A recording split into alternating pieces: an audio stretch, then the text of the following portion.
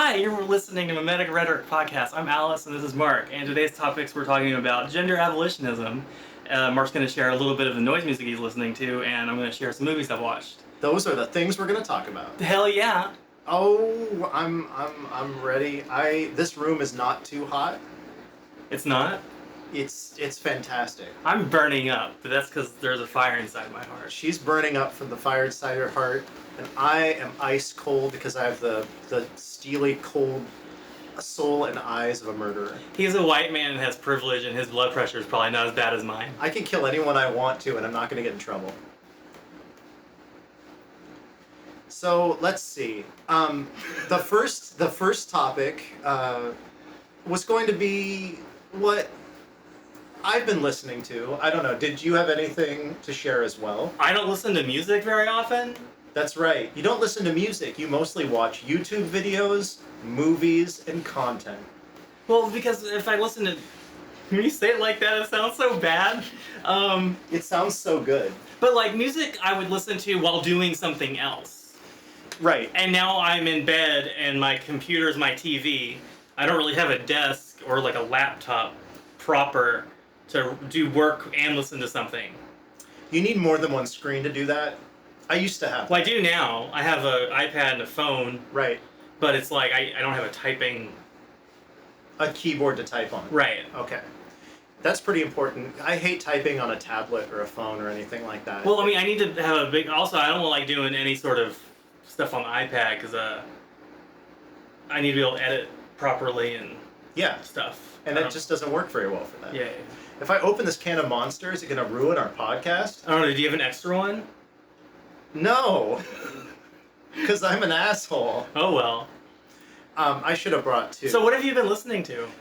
Let's see. I've been listening to the same 5 albums over and over again, and none of them are noise. Actually, I've been listening to some things. I was listening to... not long ago, I don't know if I mentioned this in the last time we were recording, but I bought the entire Deathbed Tapes discography, and I was listening through that, and a lot of it is...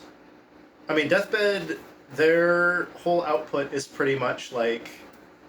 they're like kind of edgelords. They're sort of edgelord noise. They have a really gritty aesthetic. It's very traditional stuff. Usually not what I'm doing. I'm actually a hypocrite because right now I'm working on an incredibly edgy noise album. Oh yeah? Why don't you tell us more about that? Well, the details are pretty sensitive because some of the audio that I'm sampling is so it's what's the word for it? Some of the audio I'm sampling is from media that if you put it on Google Drive, they will actually strike it from your Google Drive account for being against their terms of service because it's so horrible. Oh wow, it must be really awful. Yeah. I can't wait to hear about it more. Yeah. Later. Yeah, I'm probably going to get canceled from all of my platforms, and all of my friends are going to hate me for making this. And I have to release it, don't I? No, I'm going to leave the responsibility to someone else. You've been through enough, Alice. You've been through far too much. There was one released actually on Deathbed that I really liked. Are you gonna release on Deathbed? You know what? I mean, I could try. I don't think I'm cool enough, to be honest. Yeah, labels don't answer my emails. If they do, it's just like LOL, and then that's it. What do they? Have you sent, like, when you send stuff to labels? What do you, like? Have you done that before? I mean, I've written them letters asking them nicely to publish something on tape. I don't really know how any of that works. What happened? Like, well, what's the point of sending someone a demo if it's noise, though? Like, it could be anything.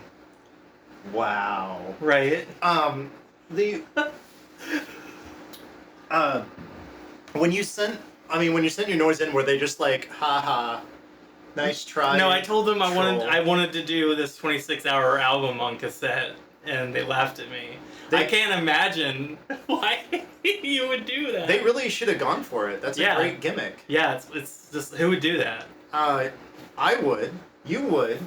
And I think we live in an era of independent publishing where you can do the dumbest shit possible and people will buy it because people have been turned into idiots Yeah. by TikTok. Big media. Yeah. When I go on TikTok, I will do a brief aside about TikTok. Every time TikTok and Instagram, every time I go on them, I feel like I'm being programmed to like kill people. Like it's not. Go ahead. If you're being programmed to kill people, you wouldn't know you were being programmed. Right. So I don't think it's actually happening. I don't think I'm actually being programmed. If you think you're being programmed to kill people, that means Instagram's doing a bad job. I think they are doing a bad job. Because it's not that the content of the videos itself is like necessarily bad. I actually don't. It's really hard for me to absorb what's actually happening in the videos or anything. If I go on Instagram or TikTok, what the effect is that I feel like I'm looking at a like this rolling like stream of just chaotic movement, lights, sound, and it reminds me of the Clockwork Orange programming where they prop his eyes open and he's forced to look at like hundreds of screens of people being murdered. It feels like just like I get disoriented, like I'm on a The Ludovico technique? yeah. I feel like I'm on some horrible carnival ride as soon as I open TikTok. It's like it makes me nauseated. Well, it's almost like a virtual circus, or the cartwheel thing. No, god damn, what's it called? It's the thing that hypnotists spin to No, make you... the ride that goes around in circles. The, it's like that. the whirly gig, the cuppa wheel. It's like they have one down at the pier. The tilt-a-noodles. It's the huge thing. Carousel. Nice. Yeah, but like going really fast, and I'm stuck in a car full doom of... scrolling. Yeah. But with more danger. It's because they can put more hate into your brain faster. It'd be really if they put on the carousel, if as you're going around the carousel they like had TV screens that showed you things as you passed, like a beautiful sunset, because the world around us is actually like a smokestack hellhole. Well, the thing about TikTok is if you want to take a break, Mm-hmm. you just kind of sit there and watch the same TikTok for a minute Mm-hmm. until you've like absorbed it, and then you keep scrolling. Is that the technique? No, this is something I imagine people who scroll on TikTok would probably. Oh, just use like it. sit on one video and let it loop. Well, like if you get tired of scrolling, Yeah. you don't want to exit the app because you know you want to keep scrolling, but you want to take a break. You just leave it on one video. Just leave it looping, yeah. looping and looping. Of like a wolf girl screaming about how she wants to eat your liver, because that's what's on there. Wow, I don't know about that. That's probably because you don't go on TikTok. That seems a little violent to me. I don't condone violence Yeah. anymore. Alice doesn't condone violence anymore. I'm free to condone violence because I'm the cis white male of the duo. Yeah, so we don't want a trans uprising. Yeah, exactly. That would just be too awful for me. If you were in control of society. I mean, no, it's more like I don't know what I would do if all of a sudden like I had rights. Yeah. Like, that would just be weird. I don't know if I could ever get used to it. I'm like, so used to just playing the victim over my gender all the time. And because if TikTok music. No, the back like on the topic of the noise I was listening to. The release that there was just this random album. Are all their covers in black and white? Yeah, they're all super like edgy of like Travis Bickle walking in a. So is this like mainstream noise, like pop noise? It kind of is. Like this is the version of okay. On the topic of noise and mainstream, mainstream noise it's kind of like a reverse world, I think, because mainstream noise is like the edgiest on the surface shit that you can find, or like the most well-known noise artists tend to be the ones that are the most ostentatious with like with violent imagery or Merzbow, because he's just became a meme. So like mainstream noise is essentially like edgy shit that you can show your friends and be like, this is fucked up. And then underground noise tends to be stuff that's a bit more, like, a bit harder to pin down in terms of its, like, messaging and its imagery. Yeah. And that's usually what we tend to be doing is stuff that is, like, the messaging is less coherent and it's less of a sort of spectacle of violence and... Now, you're an admin on the Noise Discord server, and you know a lot of noise people, and you make noise. Oh, goodness. And you're like a noise journalist? I've never written an article. Yeah, you have. Did I? For the website. Oh, yeah, I did write an article for the website. For the server's website, yeah. Yeah, I did. I wrote some reviews, too. So sure, I'm a noise journalist. I know what's going on. Right, so for our podcast, you'll talk a little bit about the noise music stuff, because you're more into that. I do listen to more music than you are. And your opinion should be taken seriously. Like you're the next Chad Pennington, or the other dude with the glasses. Anthony Fantano? Yeah. I wouldn't mind being the Anthony You're like Fantano a walking moo. noise. A walking moo? Yeah. Who's Moo? Oh, Mew. Oh, yeah. I was on there for a while. Was it pronounced Mew? I don't know. Moo or Mew? Like, Moo... Yeah, no, it would be Moo, because it's Mew. I say Mew because it's music. Well, I just know there's, like, a band that's, like... Music. Called Moo? Moo, yeah. Like something of Moo? I don't know. I think so. Tribes of Moo? Something like that. Tribes, Fountains of Wayne. So... You're getting canceled for that. I should be shot for that, because it's stupid Eve 6 reference. And their stupid fucking Twitter. But yes, what you're saying is correct. Noise. I'm basically the Anthony Fantano of noise. Yeah. Another reason I should be shot and killed. But the In Minecraft. in Minecraft. Not that the FBI doesn't know about that. I've actually never played Minecraft, not once. I got a copy in like 2011. A copy. Yeah, a copy. Like on Well, because now there's like a Java version and like a Microsoft Windows version. like on DVD. And back in the day, it was like you just pay Mojang for $14 on his website and that's it. Yeah. And now somehow I have it on my, because I bought that 20 years ago, or 10 years ago. Yeah. I still have it on my, because when Microsoft bought them out, you could transfer I don't know what to do in it. There's like blocks or something. You can have like concerts in there if you're like Lil Peep or whatever. Just look. Yeah. Or is he the dead one? Well, I don't know. I think he overdosed on Xanax and a bunch of shit. But Little Xan's still alive. Little Xan is still alive, so you could have a Little Xan concert in Minecraft. I want him to play my birthday party because we were born on the same day. I think I could probably book him because I don't think I think he costs like $5. He's like canceled now, right? He did some shit, yeah. I think. Like he won't go into rehab and everyone's mad at him. Yeah, well, yeah, and he said like Tupac sucks and that'll get you canceled in hip hop. Yikes! Yeah, he was like Tupac isn't even that good. In rock music, we're just now getting to the point where you can say the Beatles suck in public. Yeah, and people will call you edgy and like an edgelord, and you're trying to be contrarian, but I actually don't like them.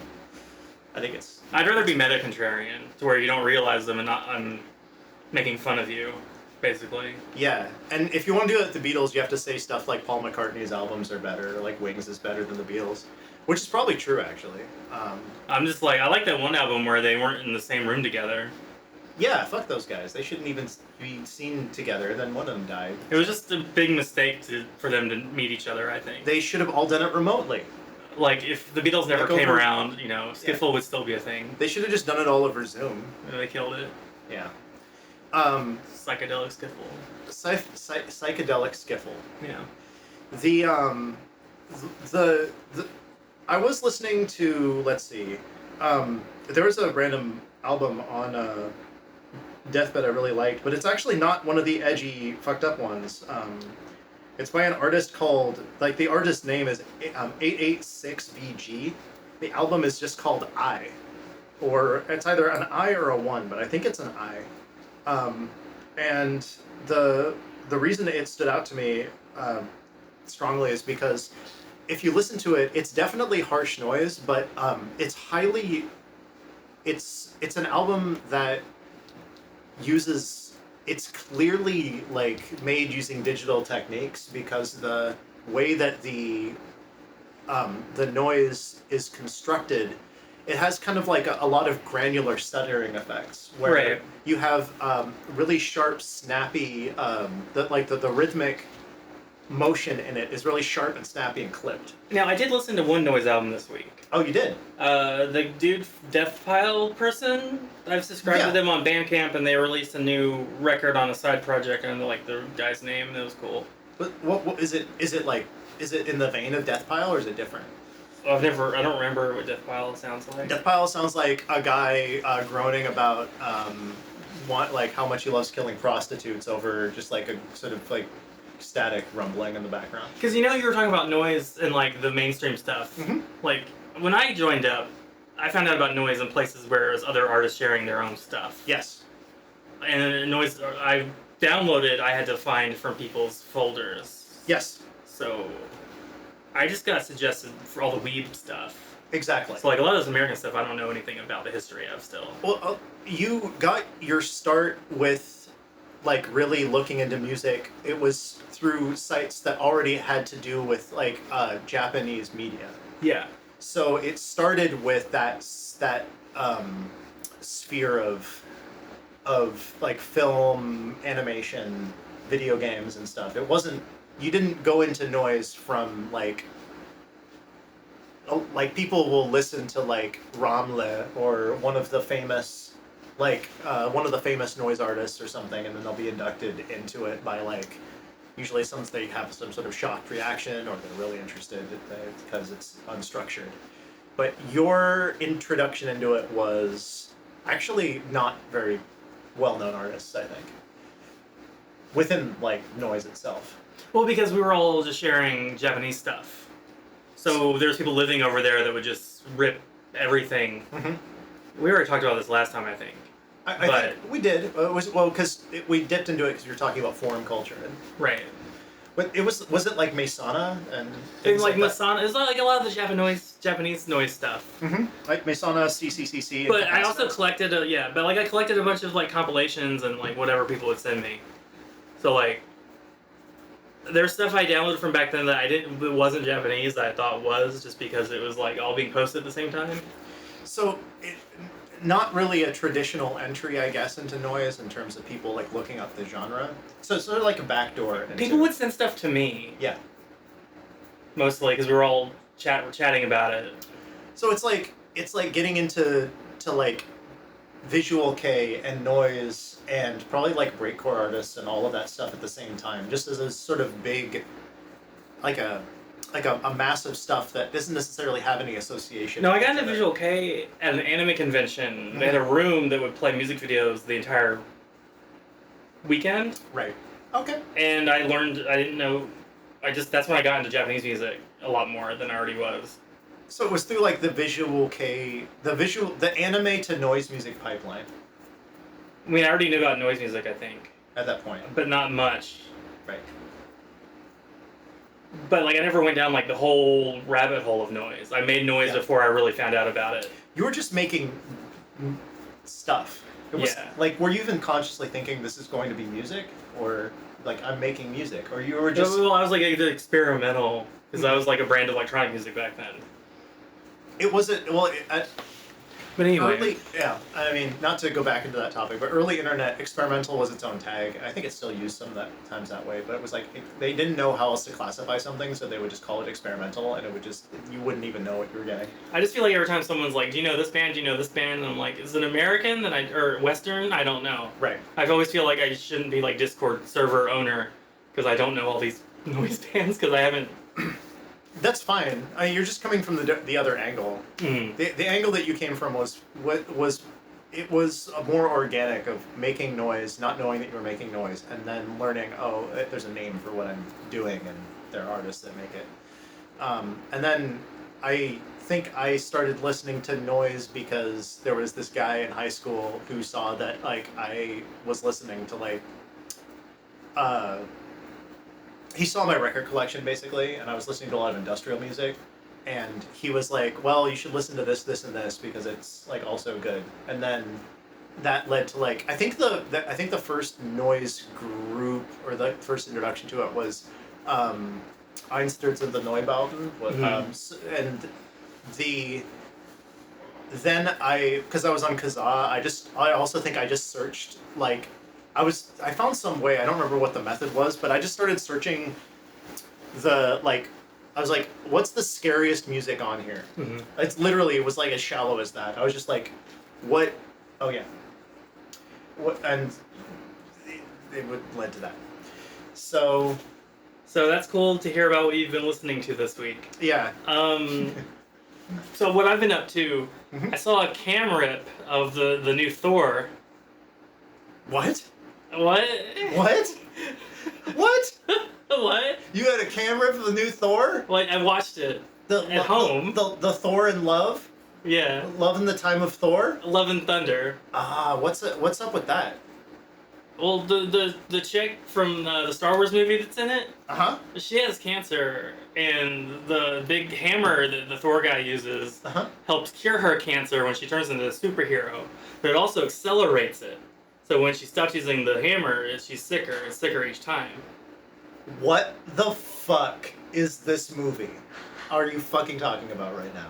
Thor: Love and Thunder. Okay. All right. Let's start over. It's an arc in the comics too. You mean you haven't read every single Marvel comic? So Wow. The film is about a woman with cancer. Well, it's Thor's love interest from the last couple of So movies. Thor wants to go on a date with this woman. No.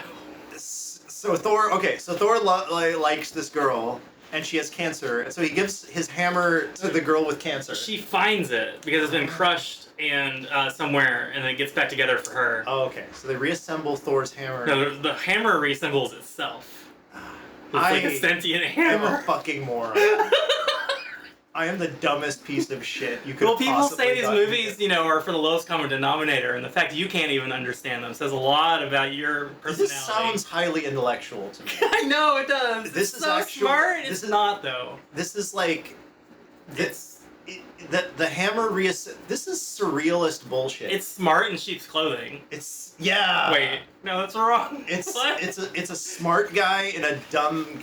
Is it a genius in a moron's clothing, or a moron in a genius's clothing? It's just trash in a trash bag. It is. That smells nice because someone sprayed Glad on it first.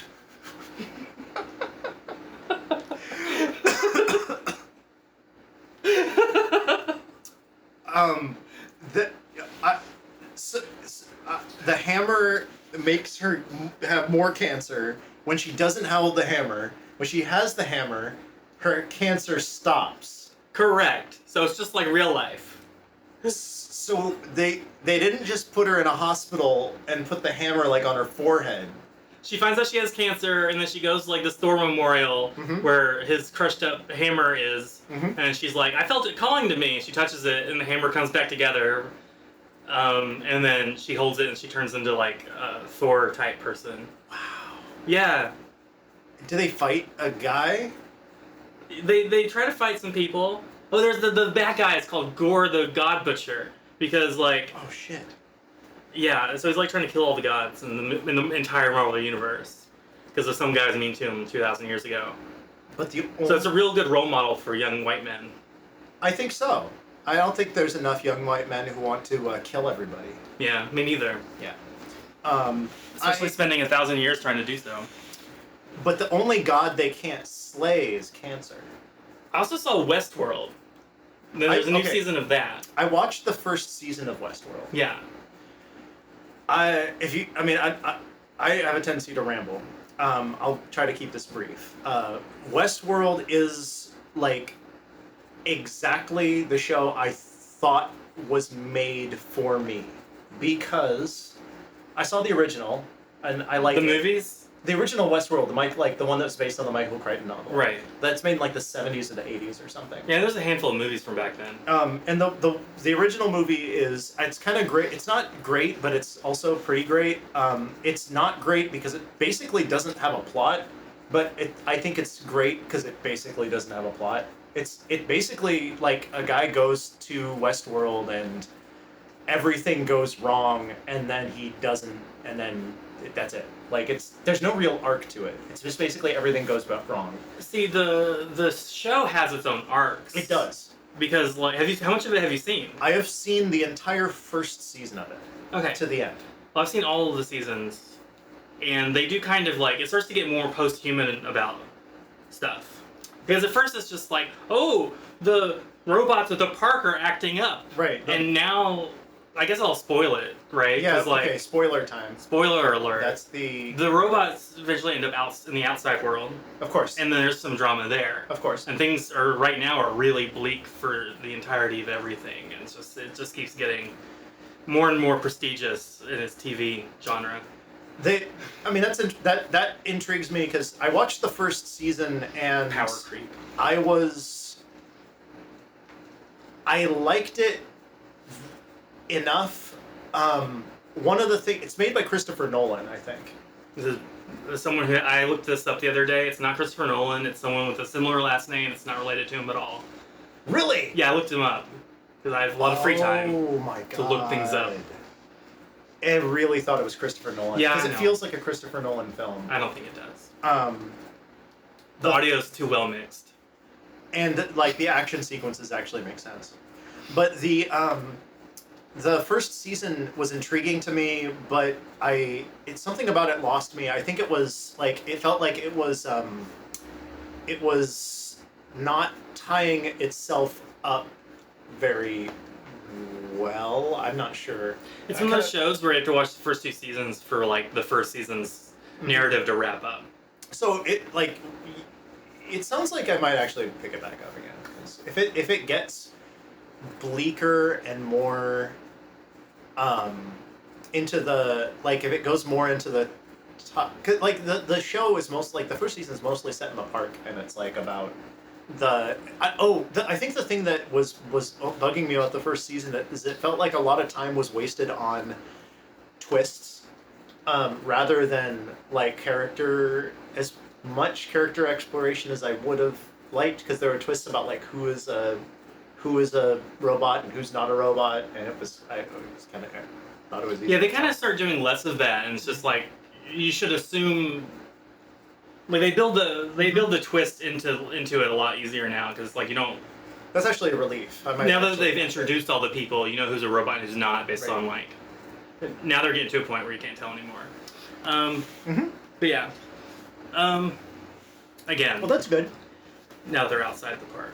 But yeah, I watched that, and I watched Thor, and I still haven't seen the last two episodes of Stranger Things. Mm-hmm. I've been watching Better Call Saul. Okay. And that just started a couple of weeks ago, a couple weeks ago.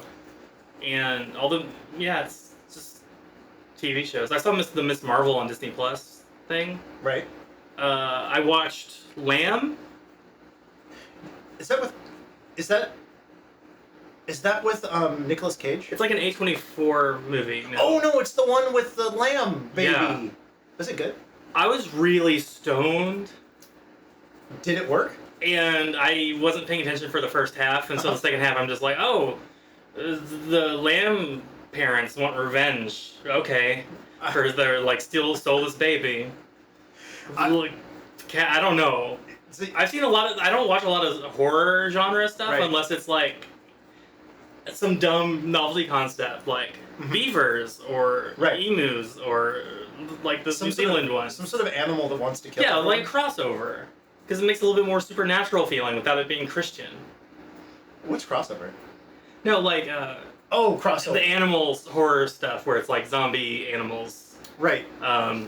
Instead of just your church being cursed and a nun coming after you or some shit. Oh yeah. And on the flip side, I tend to watch the other kind of horror that you don't, which is usually the ones that I'm most interested in are where someone's going insane. I like splatterpunk stuff, and I like the elevated horror, the A24 stuff, and I enjoyed that too. The prestige TV of horror movies, basically, type stuff. I've watched most of the A24 big horror films, and they're fine. I'm trying to think of the last film. So we'll talk about media just a little bit, right? It's kind of our... I'm trying to wrap this up. Oh, okay. I guess the last point is I think the best horror film I watched recently is The Wailing.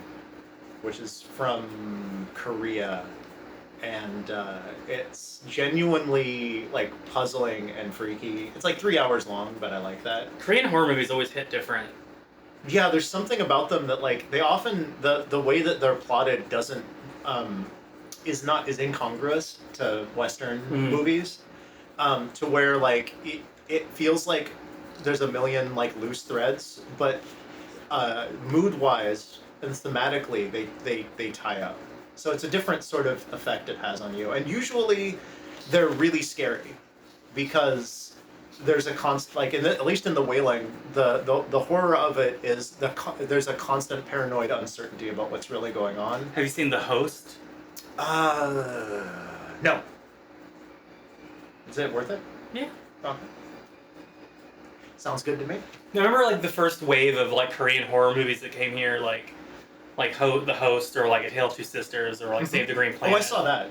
Tale of Two Sisters is good. They weren't really always horror, but they're still like psychological something or others. Usually there's a degree of tension that like Western horror films don't, like they try to aim for. They often fall flat on. A lot of Western stuff is just not subtle anymore. Like I need that tension. I need to work up to being scared. I want to be like afraid, not scared. I think that is the difference. Like with The Wailing, the tension is in like the horror comes in that you're at a certain point you're not sure what the protagonist is supposed to do to avert a really awful, horrible disaster. And it's constant. The film is constantly like flipping back and forth what he's supposed to do, and so the tension is in him trying to decipher supernatural shit beyond his comprehension. That if he makes like one wrong move, everything's gonna fall apart, but he does not know what to do next. Okay. Yeah. And aside from some of those movies, I've seen. I also played. I beat Final Fantasy VII. I did a replay of that. Did you do the original low poly one or the remake? Well, I've played the remake already, but the original PS1 version. Yeah. But like on the PC version actually. Oh. So. Did it port well? Does it play fine? Yeah. Oh, good. I mean, it's from like 1997, so. Sometimes those really fuck up. But... Well, they've redone it. It's not like just the CDs from the old days, but. Right. Oh, so you don't have to swap the fucking CDs. Excellent. Anyway, so our segment today is about gender. Yes. We're going to explore gender abolitionism. Yes. What is it? Mm-hmm. Why do we care? Mm-hmm. And how can we alienate everybody listening to us by bringing up this topic? Yeah. Yeah, pretty much. How can we make everybody hate us? So I'm a transgender woman. Correct. I'm post-op, which means my transition is over. Correct. Yeah, good job, by the way. Yeah, thank you. It's fantastic. Now, I've had gender dysphoria before, or I used to, where I thought my body was different than what it should have been, or my experience of the world was different than it should have been. Right. And so it caused me a lot of discomfort being treated certain ways that didn't make sense to me. Right. And I had all these expectations put on me that I didn't understand and didn't want to participate in. Right. There was a very clear, like, I don't want to be associated with men. I don't want to be a man. I don't like any of this performance. Mm-hmm. And at the time, the only other option was being a woman. I didn't know what non-binary was. I didn't know the word queer. I was just a child in the 90s. This is way before those discussions were beyond pretty closed circle. Like, it wasn't a widespread cultural debate at that point, I remember. Because I remember in the 90s, the people's awareness of transgenderism was very limited to like specific media and like news stories and things where it was used as a sort of novelty. I saw someone get the surgery on HBO after midnight. Oh, in the 90s? Yeah. No, like the mid-2000s actually. Oh. So, maybe it was also the 90s. I've seen him twice. Maybe it was the same one twice. And was it framed as a like as a freak show, or was it It was kind of educational. respectfully? Like the one I remember seeing on HBO was about this lesbian who was like widely known in the lesbian community, and she decided that she was going to start living as a man. Is the context and the words they're using. Right. And they talked to her, and then they talked to some other people, and some people who wanted like the surgery, and they showed some of the clips from a surgery, and so I got to learn like that this stuff is possible, Right. and that I could one day maybe act on that stuff, but I quickly learned that by communicating these feelings to people that it was not safe to do so. So I had to perform these gender roles to survive. But also I had this idea of gender that was being pushed on me in the first place. And over time I've slowly learned to dismantle those expectations put on me. Right. However, the question is, does gender otherwise still serve a purpose? Yes. That's the question. Yes. Difficult. I mean, I feel like I have to preface the conversation by saying, like, the absolute multiplicity of perspectives on this is impossible to, like, it's impossible to approach, like, even a fraction of it, because everybody definitely has their own perspective on how these things work. Yeah, but it's still okay to give your shot anyway. I think so. I mean, on the contrary, like, basically take everything I say, this is me, Mark, talking, can be, you can just assume is bullshit, because I don't experience dysphoria. I was born to a body that I'm cool with. However, I have there are a couple of things. One is that I don't, like, at present I use whatever pronouns people give me, because I don't care. One of my jobs, people, and this isn't even that long ago, because I worked with nothing but women, people would refer to me as a girl because I worked with nothing but women. Like, they would just call us all the girls, and I felt pretty comfortable with that. I didn't feel any opposition to that. And when I was younger, like in middle school, I started growing my hair out, and I looked exactly like a girl.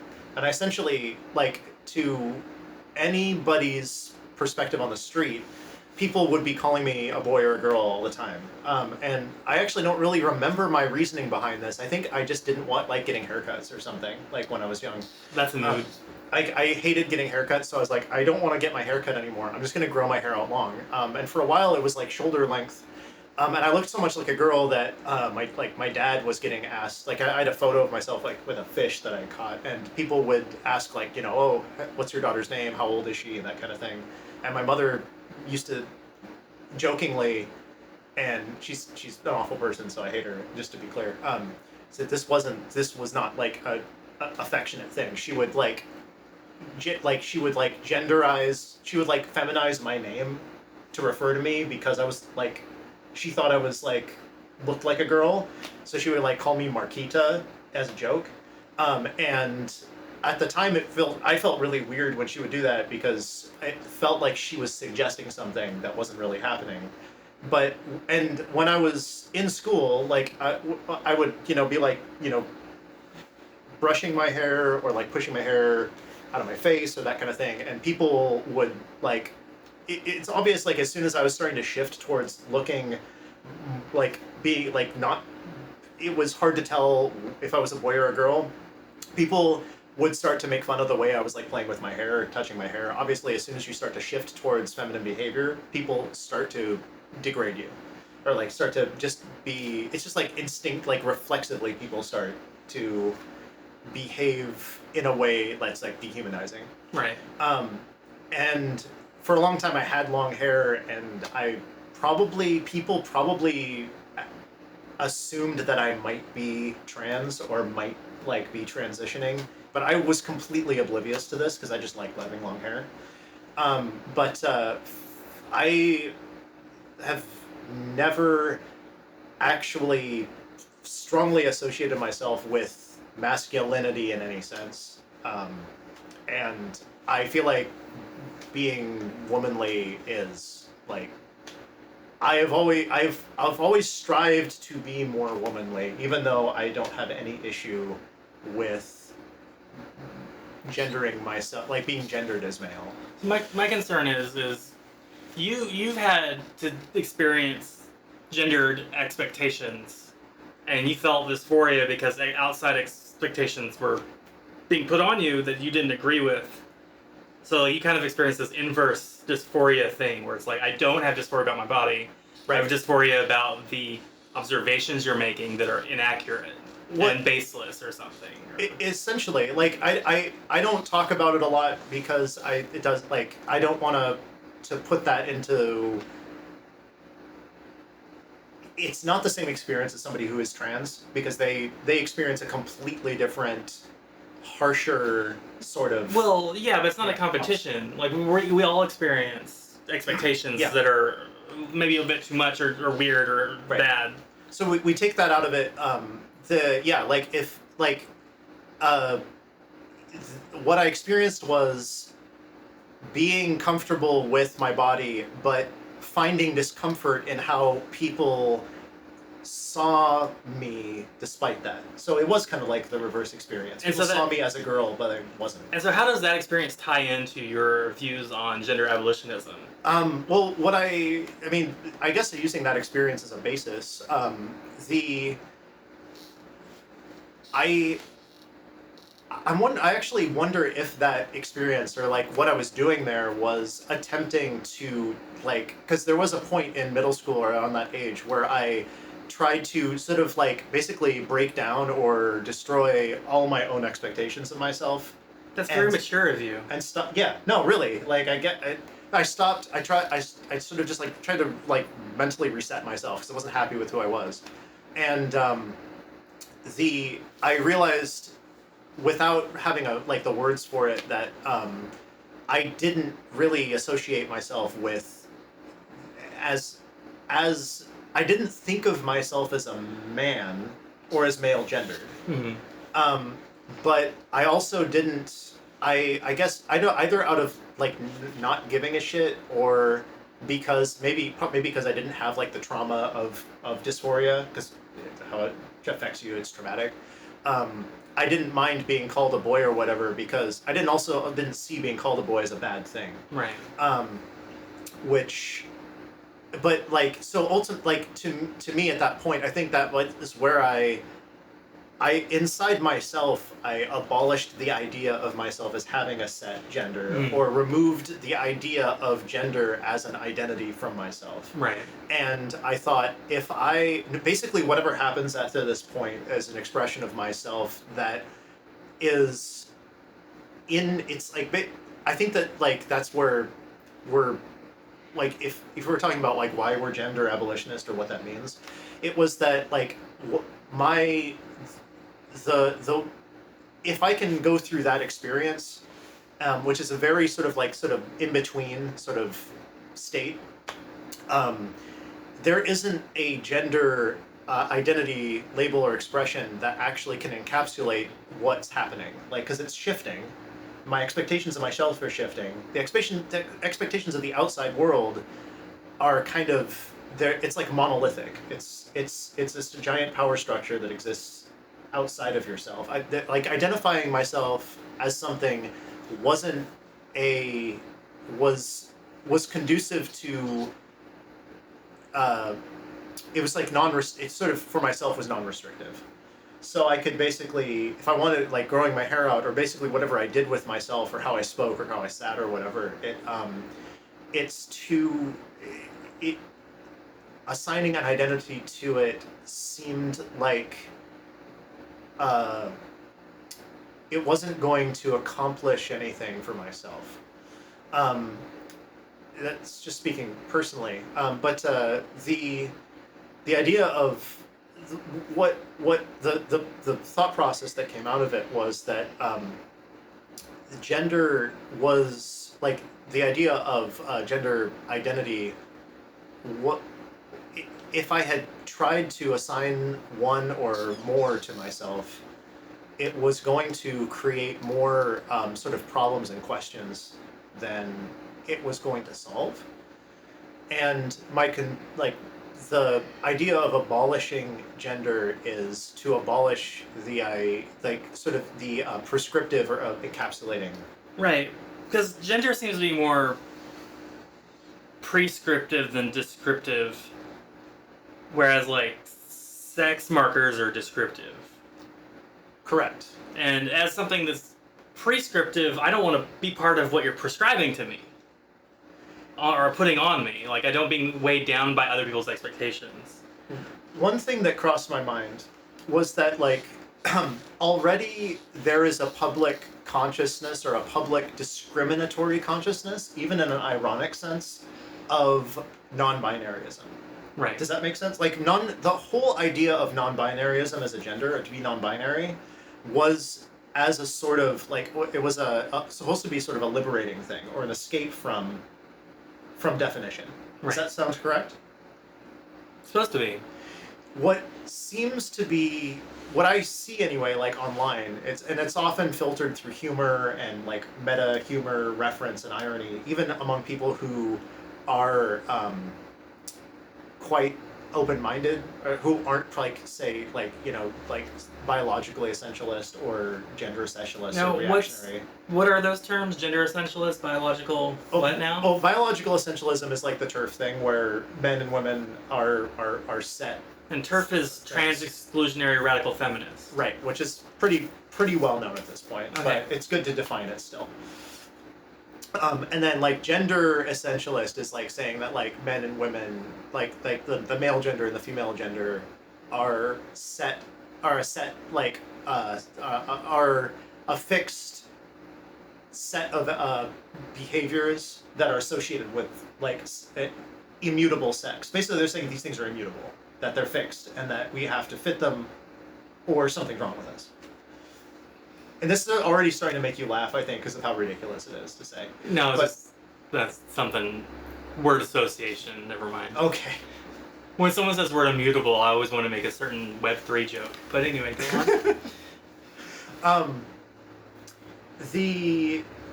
What I was saying with, like, because non-binary is supposed to be liberation from the binary of gender, but it's a binary gender, but people have already started to build their own associations and expectations that come with being non-binary, whether it's humor, like ironic, or it's serious, that it seems to start to become its own sort of encapsulation of a identity. No, see, I identify as void gender because I suck in all the genders and turn them into spaghetti. That's beautiful to me. Well, because it's like a threshing process, or like, if you take any particular gender that's been when people create a gender, what do you call it? What are they doing when you create a gender? Where does it come from? Where is it imagined from? A lot of times new genders will pop up in books or fiction, at least some of the earlier ones. Like I know V and Ver were from like a science fiction book that some aliens used who had like a different perspective on gender. Right. And now that's being used in real life. Right. Now, when I was on the asexual Discord server, we had a lot of discourse about gender also. So absolutely. Part of the umbrella. Right. And I would suggest things. I would nudge definitions. I was in charge of the glossary. Okay. I had like on a Google document thing. Right. I was the one writing the definitions. So some of these genders and stuff, I would go look on Gender Wiki or whatever, and I'd condense them into easy to understand stuff. Sure. But people I would read the footnotes of who invented these things, and it was just a lot of random stuff, because like inventing new genders was a huge thing on Tumblr. Right. So there's a ton. So it was posts. And there's a bunch of like troll ones too. Right. Like Clover Gender and like some other stuff. But yeah. That process then sounds like it's exploitable. If you want to take the production of, it sounds weird to use that term, but production of gender seriously. These people who don't take it seriously and want to troll gender using those avenues of just making up too many I almost kind of like the end goal I can understand. Like if you just make gender so ubiquitous, nobody can make sense of it anymore. It might as well not be a thing. Like because like when I say gender abolitionism, I don't mean that gender's going away. I mean that gender's going to be relatively functionless. It'll hold no more utility. It's not that it won't exist, it's that it won't matter enough to anyone for us to go around having these blogs about it or talking about it like we are. It's just going to be so accepted.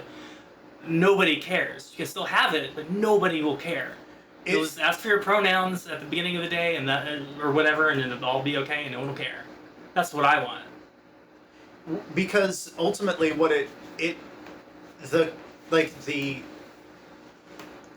I wouldn't say it's a concern of mine, because the thing is, a lot of it, like I said at the beginning, grain of salt, like, a lot of times when people criticize these things or troll about these things, they're... Sweaty boobs, alright? Yeah, you're gonna get undersweat. You get undersweat? No, because I'm usually, like, having fan blow on me and I'm not, like, sweaty. Because it gets really hot in this bitch. I mean, in this place. That is a gendered problem. Wow. Did you just gender my cat?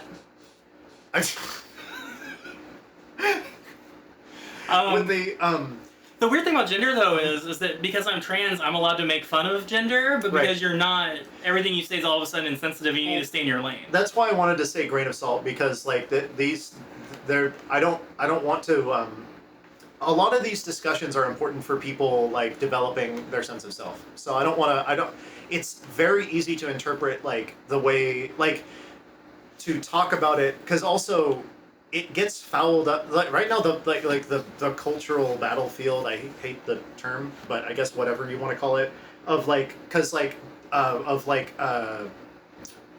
it's not, because gender criticism or gender crit is its own category of thought that people label themselves with, which is really amusing because they're like critiquing labels and the creation of them, but they made one for themselves anyway, where they're like, gender crit is basically like trans exclusionary radical feminism, just in another term, that unlike, it's not necessarily a criticism of that process. I think the process is still important for some people to developing their sense of self, to discuss it. It's weird there's no terms that are like radical inclusive something.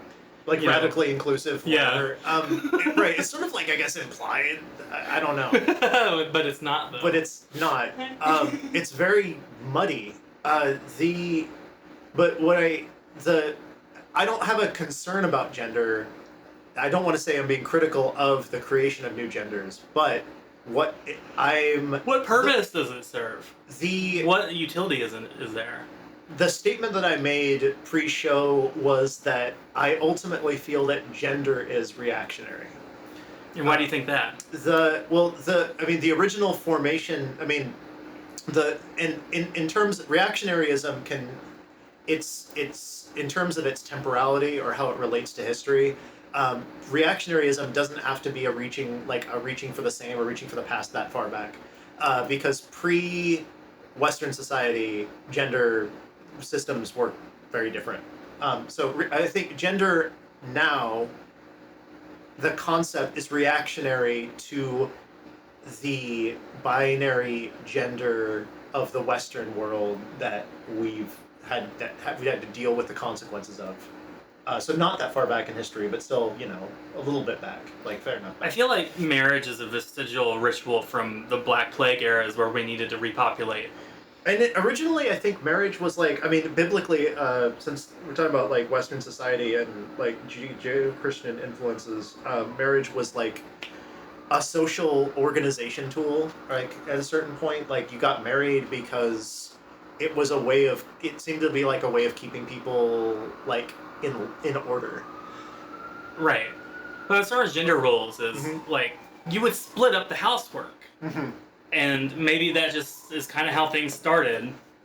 It was like a system, like, in Leviticus, there's rules about, like, if you rape a woman, you have to marry her. It was like a rule, basically, I remember reading Leviticus, it's like basically saying, like, this is a problem we're having. People are raping people.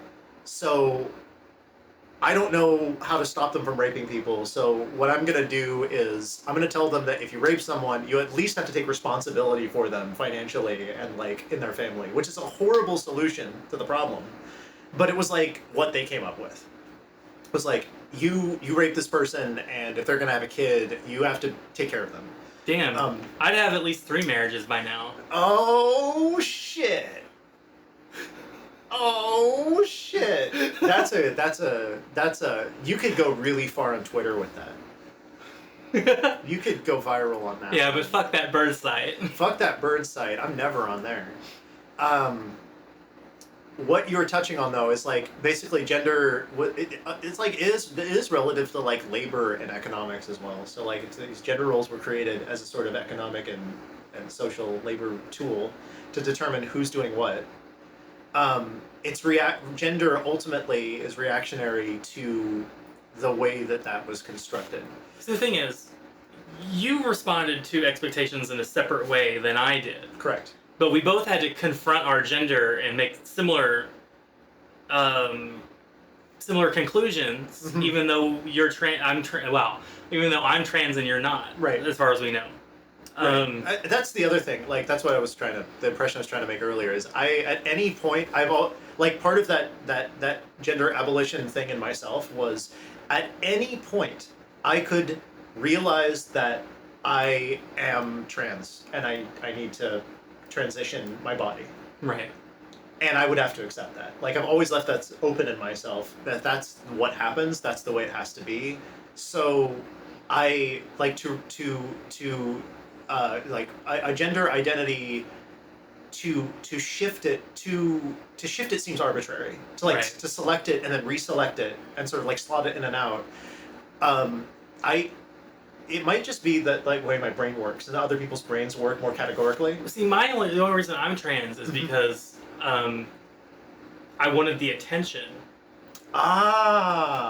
You're just like oh yeah. Okay. Yeah. It's that thing. It was trendy. It was trendy and it's made your life way easier now. Sure has. Because guys hold the door open for me. Guys hold the door open for you. Women trust you to walk into their house and eat all their food and just give you whatever you want. Usually. Basically, life's a dream now that you're a woman. Yeah. You never have any problems. Everyone's just so chivalrous all the time. Yeah. And people give me free pads. Right. And you get no one's violent towards you. The systems are violent, but people aren't. Where is the line? Where is the line between the system and the people that compose the system? I don't know, but I'm sure some people think about that question and end up with a lot of people dead the next day. Yeah! But hopefully it doesn't come to that.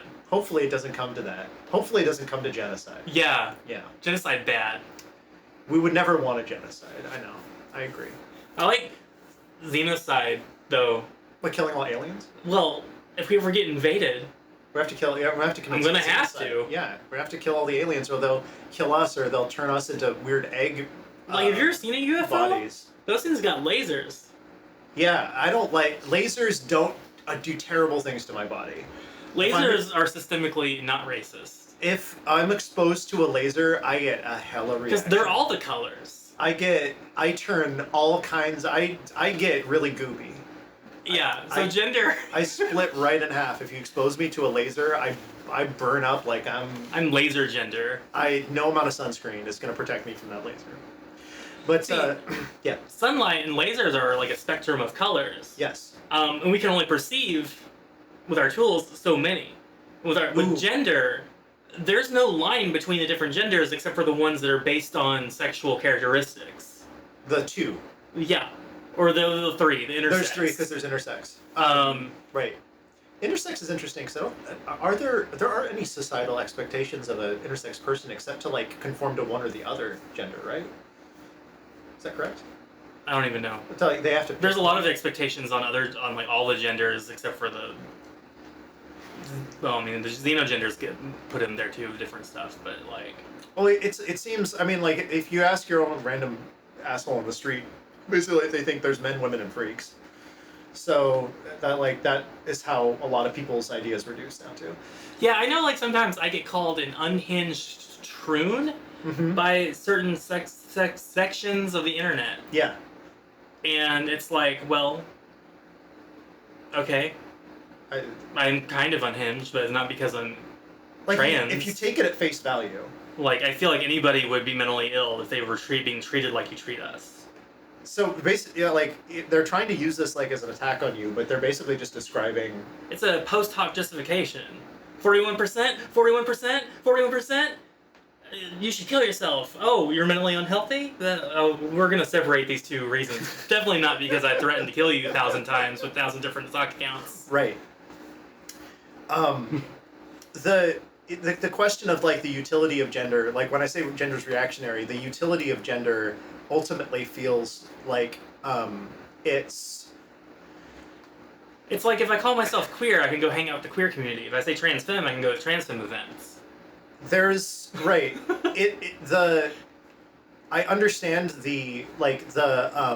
I feel like it's reactionary, but kind of like in sort of like there's an effort of protest in it, but it still has there's still a reaction. The reactionary quality of it is still to is the categorization of things that are ultimately too fluid and intangible to have meaning within a massive array of categorization. I feel like I'm saying that word wrong. Categories. Your approach being all genders are acceptable, and so they become ubiquitous, is ultimately the same as nullification. Is that what that sounds like? What you were saying? Is that a difference between abolitionism or something? No, it's the same. Yeah, because like, socially speaking, if gender is not important enough to be hated anymore, which, is not something that will happen overnight or in 100 years even, I don't know, but like, because we still got like race. Well, I mean, there's so much fascism happening in all segments of all these systems. It's like, well, which one do we? Oh God, it's overwhelming. It's like, yeah, damn. But like my I guess my most pro gender category perspective would be the protest aspect of it, because like there's stronger reactionary attitudes towards biological essentialism or gender and biological sex being associated as deterministic and ultimately fatalistic aspects of a person. That you're born a certain way, it creates your behavior, and deterministically places you in society in a certain capacity and expectation of behavior. I want people to be treated fairly, whether or not their gender is this or that. Right, exactly. And when I say fairly, I mean equitably. So like there might be things women can't do because they're shorter and their bones are thinner. And when I say women, I mean like AFAB. Or assigned female at birth. People who are born, who gestate in the womb under certain conditions. Yeah, should have said like female sexed or whatever the words are now. But womb havers. No, that doesn't work either. But like there's no good. This is another. I mean, go on before I. There's too many lines to read between. One of the things, the gender abolitionism I also feel like is important to divorce expectations from your physical circumstances from your expectations of your behavior and how you will develop and what kind of person you'll become. So I'll hang out, or I'll not hang out, but like I'll notice like queer-coded dress and speech and stuff, and you'll see like very clear lines of demarcation between the way trans men dress, the way trans femmes dress, and the way like AFAB non-binary people dress versus the way it's like it's all these insular communities, and like they're all huddling around these identities instead of just integrating, but that's a lot less safe. I want to make it safe for trans people and gender non-conforming people to make all that stuff like more meaningless by their participation in making it more ubiquitous. So So like I want that gender matters to a lot of people right now. It doesn't have to always be like that. Right. And so they're part of the protest, while me talking about the end goals is also part of the protest. Right. They have to work in concert with each other. So like these people who like really are into gender don't like it when I say we should abolish it, because we're not there yet. They're not in that headset where they don't see the end goal because over the window, etc. You know. Yeah. What? Because of the danger and like the power structures that people exist in. Phone call. We're going to take a short break. I think that people who don't conform to like the higher level of reactionary like violence and attitude towards gender binaryism and biological sex being the be all, like being fixed. Right. And fixed as men and women in a binary. They're being under attack all the time automatically puts you in a defensive position, which is understandable. And I think that's why we, like, the idea of gender abolitionism is similar to how people react to the ideas of, like, anarchism, politically, like political anarchism, where the concern is that people, like, basically they're like, if there's anarchy, then I'm vulnerable because there's no structure to protect me. So like if like the idea of gender abolitionism, just the word abolitionism sounds to people like I want to abolish your gender, which means you need to detransition or something like that, which is it's the opposite. Well, I used to use the term gender nihilism, but then the discourse started using abolitionism instead. Because they both kind of spurred up around the same time. I might actually prefer gender nihilism because it has, nihilism has its own negative connotations and people can kind of, Yeah, but it's easier to explain away nihilism's like negative connotations pretty easily. A lot of people have that down pat by now. Right. Ultimately, like, if you want to use the term gender nihilism, like, the term gender nihilism relative to, like, the philosophical nihilism, like Nietzschean philosophy, is... It's finding, like, Nietzschean philosophy was to like kill God and find your own power. Yeah. So if you want, or like gender Nietzscheanism or something like that, like we're saying your well, yeah. There's only two genders: those in control and those aren't. I don't know if anyone's ever said that before. Yeah. That's a statement. That like the gender of have and the gender of have not. Well, you were talking about Nietzsche, so I figured we'd talk about the genealogy of morals a little bit. Sure. I'm a moron, but we can. Well, I don't know much about it, but I do know he talks a lot about those who have and those who have not. Yeah. Like in the context of like social power and like master-slave dynamics, but that was in the 1800s. Yeah, a lot of the stuff he said sounds really fucked up on the surface. That's what like dissuaded me from reading Nietzsche for a long time. Or maybe gender anarchism, or I don't know. But basically the idea is I don't want anyone to detransition. I don't really want there to be a necessity of the process of transition. It's really just finding the correct biological equilibrium for yourself. With the tools that we have available and the like technology we have available is exactly what I want for everybody, regardless of however you're born. Like when people say that biological sex doesn't exist, I interpret that as them saying that like how people come out of the womb is not deterministic or shouldn't be deterministic for like their future, because if you the process of transitioning ultimately, like, I guess if you were, like, you could take, maybe, like, the cynical perspective on gender nihilism is, like, if there's no gender, then there's no transgenderism. There's no transitioning your gender. But the idea of there being no transition between two states, to me, seems ideal. It's actually just a growth process or a balancing process. Mm-hmm.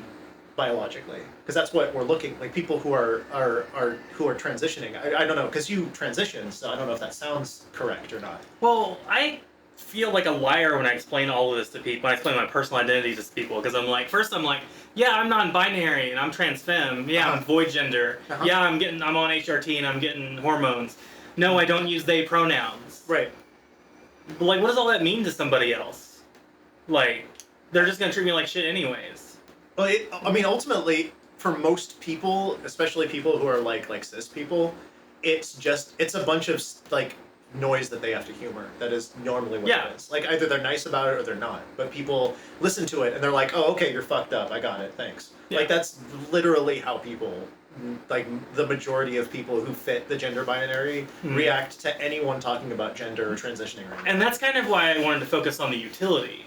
Yeah. Like, because you can convince people that it's useful when talking to another person to respect them. You don't have to remember their rap sheet of gender, but you should address them like I don't know why it's so hard to explain to people that like honorifics are a thing, and like because I know in Japan, sorry to keep bringing up the other language, great. But like it's really important. I think. Like so you'll use if you don't know somebody very well, you'll say like their last name San, but if you'll or something.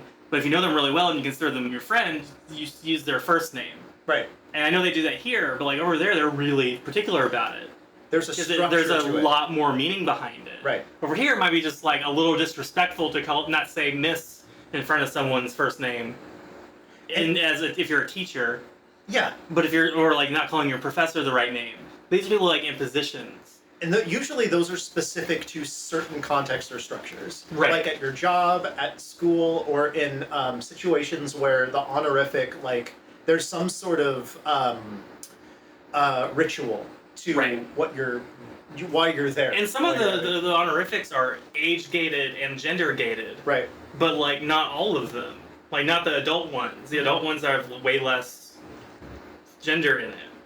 What you're talking about is really important, I think, because first of all, it's very structured. Right. There's a history to it, so it's specific to like this region, language, and people, like a culture. So it's like there's a lot going on there that is hard to perceive if you're not from there. But the point is that it's structured, and there is a tradition behind it. And it's not necessarily like a reactionary structure. And it's not like Japan's necessarily even friendly to trans people as far as their rules and structure goes. Correct. But from like a logistical, linguistic standpoint, it feels a lot more neutral than anything we have over here. I think the basic point is that it is built around like a system of mutual respect. Right. I want that baked into our system over here somehow. Right. But we gender each other way more than necessary. I don't want to go into a shop and be called sir. Right. I just want to be like treated. I don't want any gendered. I don't want anyone gendering me unless they know me. Correct. So maybe it's I watched too much anime growing up, where it's like I don't want strangers referring to me in a certain way. You're a stranger. I want like a neutral, respectful space when I'm with a stranger in a public area. Gendering people like that reinforces gender stereotypes in general. So, and if you're trans, it's just doubly more upsetting. But for you, it just might be like, maybe I should cut my hair. Or right, because I don't have a trauma response. But they're still both upholding the same systems. Correct.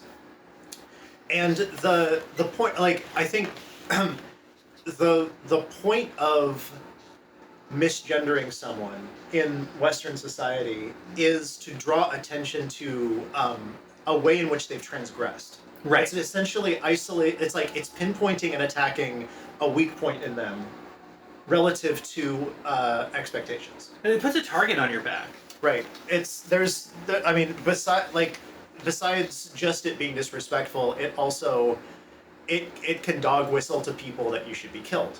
Right. If there's a great amount of loaded violence in misgendering. And the reason why people don't take it seriously here is they're not aware of that, I guess. Like the importance of having a gender neutral,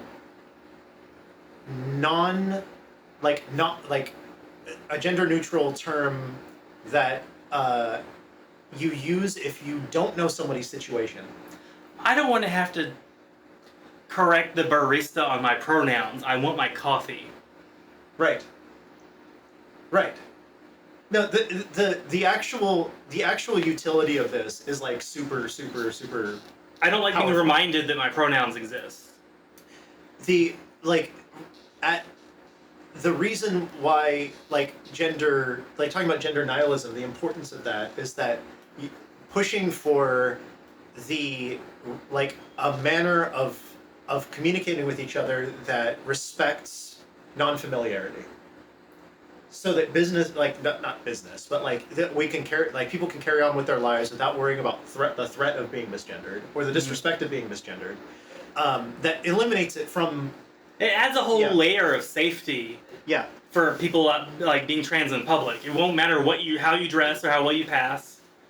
People might feel less pressure to get these surgeries or FFS if they know they can go out in public and not be harassed. Or at least go in, not even in public, but into stores. Right, because not be harassed.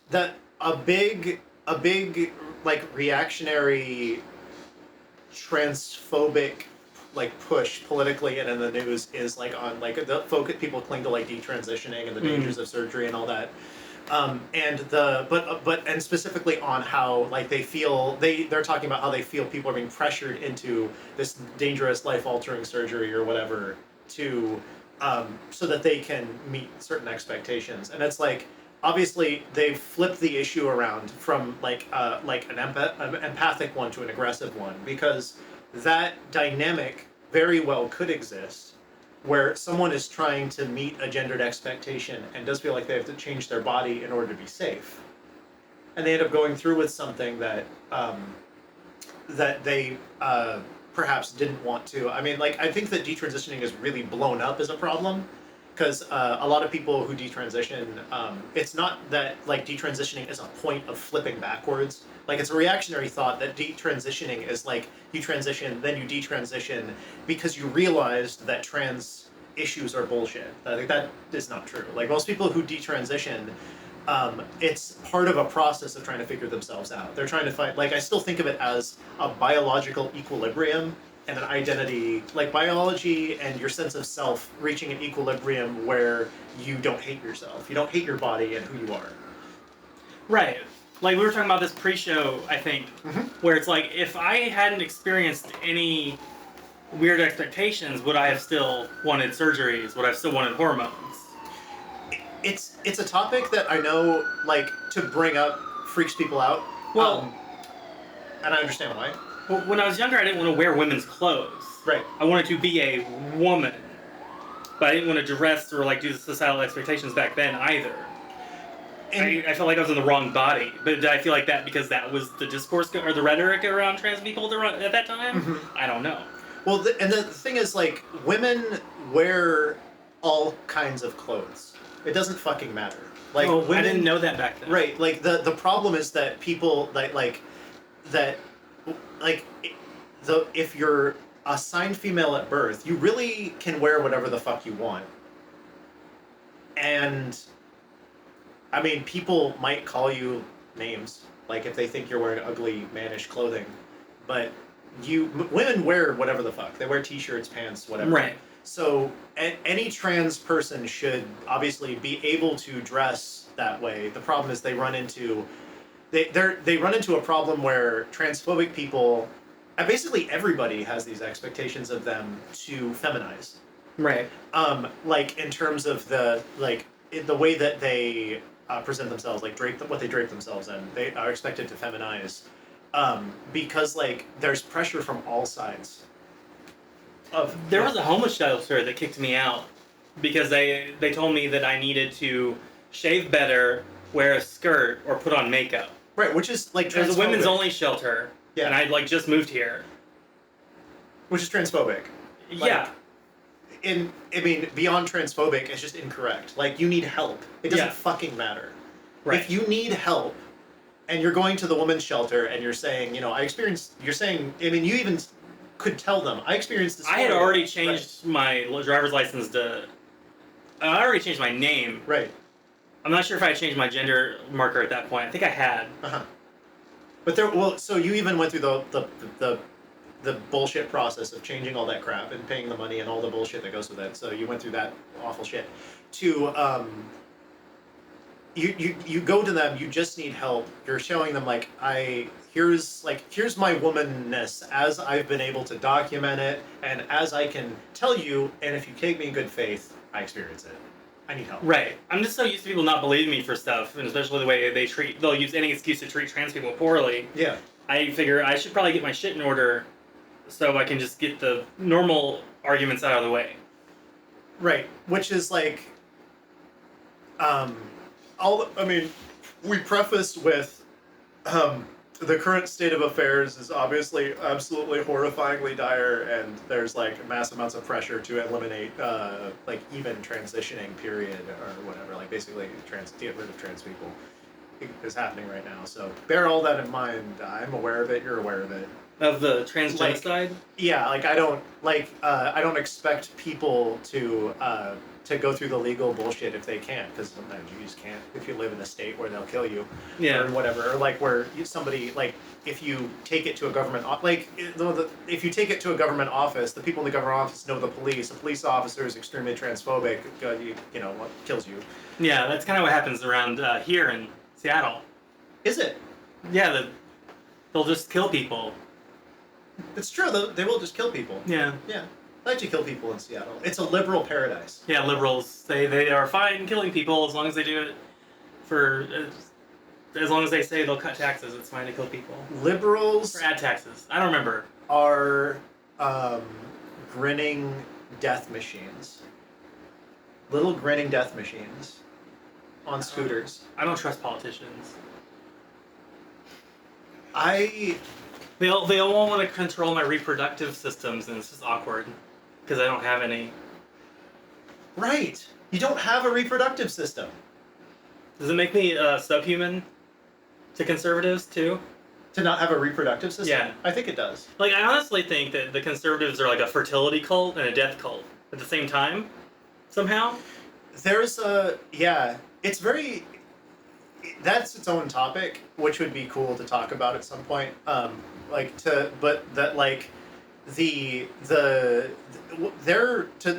shortest way I can put it is the sphere, the gestalt of their in-group is they see the same material reality that we do so vastly differently. They interpret all things so vastly differently that it is they're living in a completely different world than we are.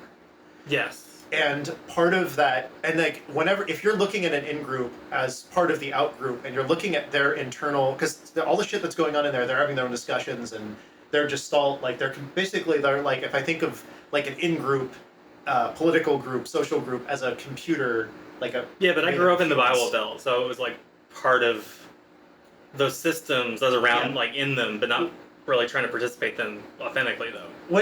In that place in the Bible Belt, is it the impression that I get, because I'm from the liberal West Coast, my family's from Michigan, but we're from Portland, and is it in that place? Is it there's a really strong sense of outside versus inside, right? Basically, because it's a conservative place, the systems and the people they all sort of network together with an idea that there's a crazy world outside and there's a world inside that they're trying to protect. Yeah, everyone goes to church for the mutual aid and togetherness of it, and everyone else who doesn't go to that church is a social outcast to them. And there's multiple layers to that. Right? Yeah. And so inside that system, how did you see things? How did you become counter to that? How did you not network with that? Was it just because your brain was different or something? I don't like the idea of saying my brain was different, but they were using that, quoting the Bible and interpreting it in really unhealthy ways that were causing me harm. I guess when I said brain is different, like you thought different for some reason. Like, yeah, I thought different. Like, I didn't like being forced to go to church, and it made me think about like how to argue them out of being this oppressive to me, or whatever. So like I had to role play that like I liked it, or that just to like stay alive. So like I've been in there being like, yeah, maybe these people aren't great, or whatever. But even in like Sunday school, I'd be like, why do we have to hate Muslims for? I don't get it, because it was like after 9/11. Right. And then, but the transgender stuff never came up. It was always like the other. But it was okay. But the thing is, it was always against the other.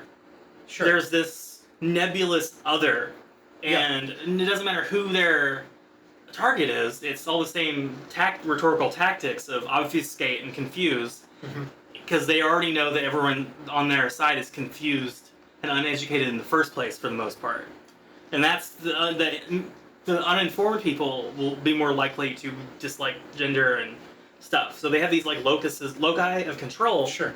And gender is just one of them, because it's easy to confuse people on. And if you keep these people in fear, they do more of what you tell them. That's what you saw when you were there. Yeah, everyone was they were like intentionally being misinformed and being lied to by like the systems and stuff. Like the Southern Baptist Convention had their headquarters in Nashville, and their fucking propaganda, like just these line item things of like, here's our stance on this verse or something, and this is the official stance. And if you're a preacher and you want to be associated with Southern Baptist Convention, you have to like preach this line and really say, yeah, it's super authoritarian. And I saw that, and I'm like, I don't want to be a part of this. Right. But I had to still be a part of it, and I kept trying to like rebel against it, even when in the church, and just annoyed everybody. So they ended up putting me in the college section, where it was more okay to ask those questions, even though I was still like a junior and senior in high school. Right. Because in that system, what did they call people outside of the group? What terms did they use? We didn't. It was like a collective doom scroll of people we didn't like. So it was like a sort of an unspoken understanding of who is in and outside of. Well, remember when people made fun of you for like looking like a girl? Yeah. It's a lot of that. It's a lot of like, oh, I shouldn't tell anyone I'm into this. Like they keep everyone like afraid to speak. So like when I was doing FetLife stuff, running munches in the South, everyone's like they would be like, I'm into choking. Oh God, I'm so glad I can be in a place where I won't get the entire town talking about me. In those places, well, also the other thing is, it's like, what you think of like liberal cities as places where like they're called like more whatever, like open-minded or whatever. But what it seems like, okay, what I saw, at least when I would go into Michigan and in places with that in-group, out-group mentality, is that people in that in-group, like in those places, the only expectation is that you show the authoritarian system, whichever it is, family, church, whatever, that you're willing to tolerate the abuse and cooperate, and your internal world doesn't matter. Because like the people in those places still have the same internal conflicts and weird shit going on inside of them that everyone else does. Well, that's kind of what helped me with like the performance art of everything. And that's also why I'm probably a gender abolitionist, because I realized gender was a performance. Right. At a really early age. Right. Just because of like how everything they were doing was just like a script. You know, like they were being performative. It was like, this is like a script I'm hearing. Right. Well, because you always hear stories about like, you know, conservatives being exposed for being like gay, or like they have crazy sex, and you know, kids that they got aborted and they're not, like, basically like in liberal places it's not more open-minded, it's just that people's bullshit tends to be more out in the open in terms of like and then the problems arise of their own in that regard, where you have factionalized groups based around your bullshit, and in-group, out-group based on that bullshit. But the mentality becomes like fractionalized authoritarianism within smaller subset groups, culture group, like cliques and things. All I know is that before I came out as trans, I was definitely part of the in-group at a lot of these places. I was able to like, you know, add a lot more privilege, and I could like, people were always nicer to me to begin with. And then all of a sudden it's like, people find out you're different, and it's just all goes away. Right. It really is like how much like you're willing to swallow in order to signal. Is being properly. yourself really worth it? Is like, I don't know. That becomes the key core question, right? Like, You're talking about detransition. So like, do those people? I mean, I've had thoughts of like, this isn't worth it. That I can't afford it. Yeah. This stress is going to kill me. Right. Or I'm going to have an intermittent explosive disorder episode. Right. Redundant. On someone because I'm being under duress from all the transphobia I experience on a regular basis. Right. Like, I want to stay safe, but the world wants to kill me and make me feel bad. Yes. Which they would do that normally anyway, but for stuff I'm choosing to do. Yes. And being made fun of for stuff that I deeply, fundamentally don't feel like I want. I don't like being harassed over. Like, I'm not gonna make fun of people for having like certain eye colors. Of course. But like, do people like have gender dysphoria over like their eyeball color? There's like, yeah. Because like, my genitals shouldn't matter as much as like people want them to. What I think is it's a lot of people want to fuck everyone, and they get confused, they get scared, and they get angry when they're not sure whether they can fuck you or not because they've been taught that genitals matter and genders matter. There's like when it comes, because it does, the gender, if you're talking about biological essentialism, a lot of it is loaded with like sex and trauma. Yeah. Because a lot of the the female like TERFs and people who are like biological essentialist women, a lot of it relates back to sexual trauma. Like I don't even think that these like TERFs are necessarily that they're not necessarily that like closed about it. They'll basically say like, I believe in biological essentialism because I was sexually assaulted by a dude and I just don't trust men and I think that they're all murderers and rapists. I just don't understand. Well, I do understand. But it just seems. It seems like we've just like hardened the web of hate.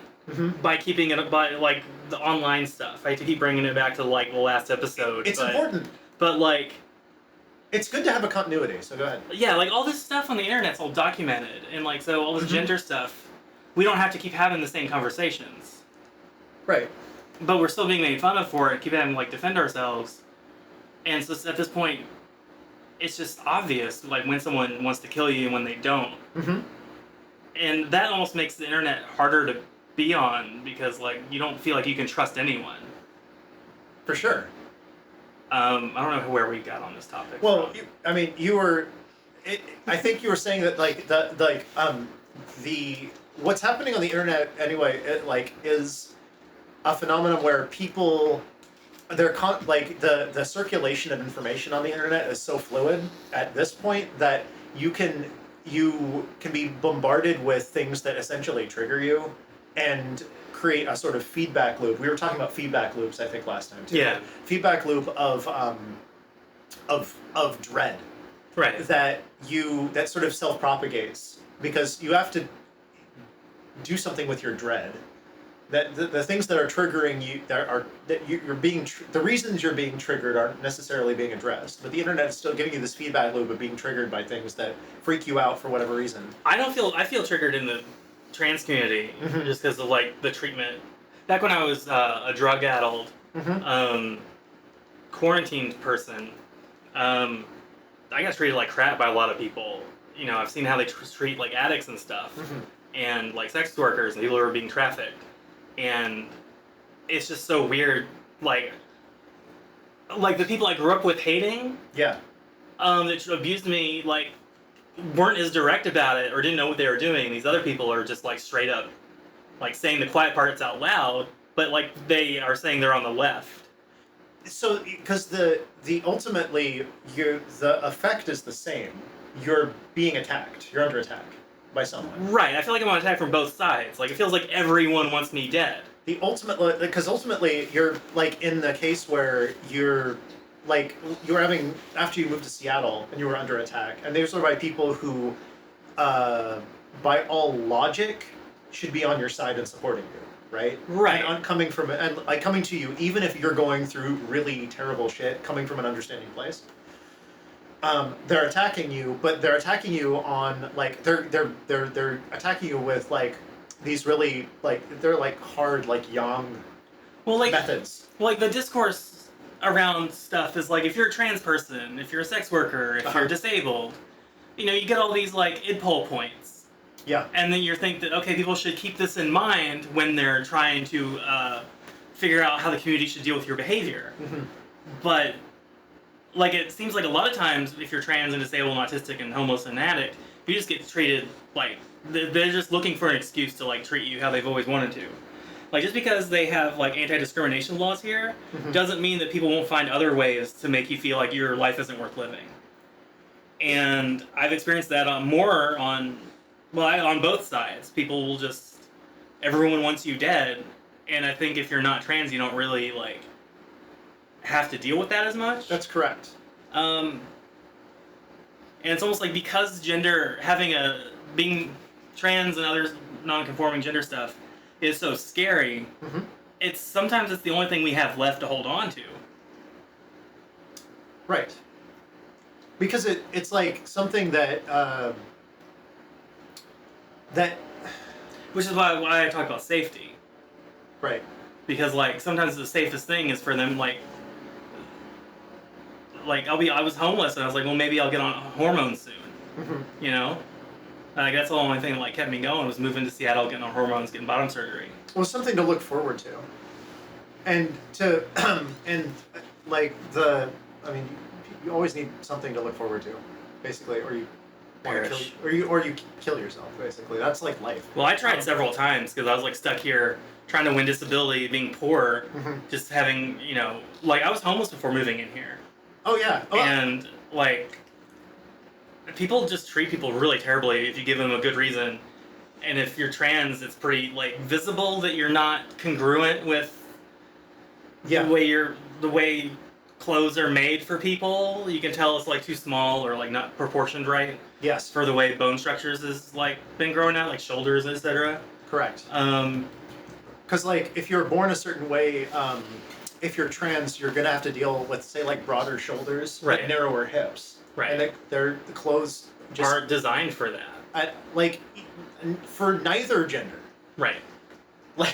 Like there's no there's no clothes that are made for you at all. And actually the first time I met you, I thought you were dead. Because I couldn't get in touch with you. I thought you did. I didn't have a phone. You didn't have a right. I basically found your address and I got there. No. I used a different way.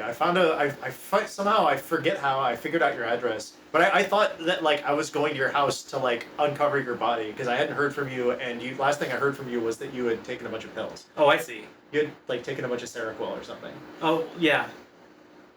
Yeah, that happened. Yeah, and you were okay. Yeah, well, we did that because I was being trafficked and I needed to get out of the apartment. Yes. So I overdosed to try to get to a hospital, but it was in the middle of the pandemic, and they were like, "So you didn't really try to kill yourself? Go home." Back to where you're being trafficked. Yeah, and I was like trying to get them to give me a different social worker because no one cared. Right. Like she signed off on my disabilities. No, she signed off on my disability work, but she wouldn't sign off on my gender stuff. So this still relates. She wouldn't sign off on your gender stuff. Right. Anyway, that was like that was critical to why you were moving here anyway. Right. So when you moved here from an authoritarian, conservative place, right? You came to Seattle and you still experienced a massive amount of transphobia, if not more. Right. And not just from people who are cis, but also from people who are people who were trans and non-binary. Like trans is like accepted here to the point where if you can afford it, you can fit in. Mm-hmm. And it's like, oh, cool. So we're not all, like in the South, we're all poor together. We're all together. Up here, there's more stratification within our own, like, gender community, our own queer communities. It is correct. As opposed to smaller communities where they all stick together. I feel like also in the, like, I at least anecdotally heard stories from very conservative places in the South, that like people who are growing up poor, like if someone's gay or trans, there's often like there is a baseline sort of like collectivist level of acceptance of them, even if they don't understand what's going on. Like, I have heard of that before. I don't know if that's what you experienced or ever saw. Here or in the South? In the South. Right. I don't know if that's true or not, though. Like, if so, Well, see, I came out while I was doing FetLife Munches, and so like the kink community was a lot nicer to me about the gender stuff. Right. Now, not everyone, because it's still the South, right? But, I also was in a pretty gay, like, a college town that had like the highest amount of gay people. Okay. So like it didn't seem completely unsafe to come out and change my name. Sure. But like there was no way for me to change my gender in that state. I don't think at the time. Like a legal way, right? I don't know. No, probably not. Especially not now. Well, I didn't have insurance and didn't get paid enough and didn't have a car anymore. I was going homeless. It's not like I could like pay them money. Pay anything. Right. I don't know. But I didn't have a doctor to. I mean, it's anecdotal, so I don't really know. Anyway. But, like, in the acceptance of, like, in Seattle, there's still a possibility that you could come out as trans, and people will verbally provide you with acceptance, but behaviorally don't actually give you support. Well, they don't. Okay. So most people won't like someone who's struggling, and they'll make them uncomfortable. Yeah. That's normal. Yeah. I think. I think it is too. So like when a trans person's struggling, yeah, a person doesn't sit down and go, maybe they're struggling for this reason. Right. They're just like, oh, I don't want to be around it. Typically, yes. And it takes some real self-criticism and some real restraint for your initial response to be like positive, I think. Right. And some people just aren't built for that and then lie about it. Mm-hmm. Do you think that there's is that do you think that relates to like expectations of gender as well? Yeah. Because I mean if someone sees you as gendered a certain way, they definitely respond to you struggling a different way. Queer coding up here is different. Mm-hmm. I mean, it's more important. Like I was saying, I can tell who like the trans men dress a certain way. Yeah. The trans women dress a certain way. Yeah. The non-binary people dress a certain way. Right. And if you don't dress like that up here, it doesn't signal to anyone. They just think you're straight, cis. And then the discourse from that is like, oh, well, you have passing privilege. You have straight privilege. If you're like an asexual who's dating someone with a different gender, they're like, you have hetero privilege. And it just wraps back around. It just wraps around. And all these people do is find ways to discredit your life and stuff. And it's just weird. And it becomes the process of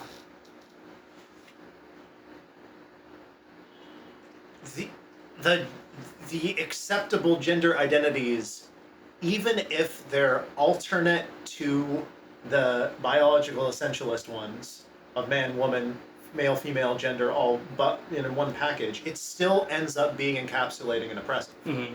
Is what you've experienced. Yes. Thus, the idea of... Well, do you remember, like, you're familiar with Nazi Germany, right? I heard of it. Well, when they were, like, scooping up folks for the camps... Yeah. Like, people were turning in each other. That's Because correct. they were scared. That's correct. Now, we live in a fascist country. Right. Everyone here is scared. Correct. But also people here are a lot more privileged and can, like, they think that punishing people won't, like, they're into that. Like, in the South, it was like, you might run into, like, a real hateful guy, mm-hmm. but you wouldn't, like, they wouldn't try to destroy your life as much. Here's what I'll say about Nazi Germany that I think is important to this, that I learned, is that one of the most, and this is well known, but it bears repeating, is that one of the most insidious social phenomena in Nazi Germany was people turning each other in for things that the regime would kill you for over personal issues. Right. Is that it became, it wasn't just a system of social control from the top down. There was a parallel dynamic of people reporting each other for shit as like reporting each other as communists just because they didn't like each other, or like this guy fucked this dude's wife. And we did that too so in they the were McCarthy era, right? Yes, correct. Yeah. And there's nothing. And since we have the internet now, and we're a lot smarter and a lot more resourceful, you can do those sorts of things, and make it the people think it's their. You set up these systems for them to do it in. They're gonna do it, right? So you end up like. It just keeps the feedback looping. You can create it, like the proliferation of like. I think I go back again to like non-binaryism becoming its own potentially oppressive, like echo chamber capsule or category, right? Yeah. Where it's supposed to be liberating. People who don't fit the non-binary meme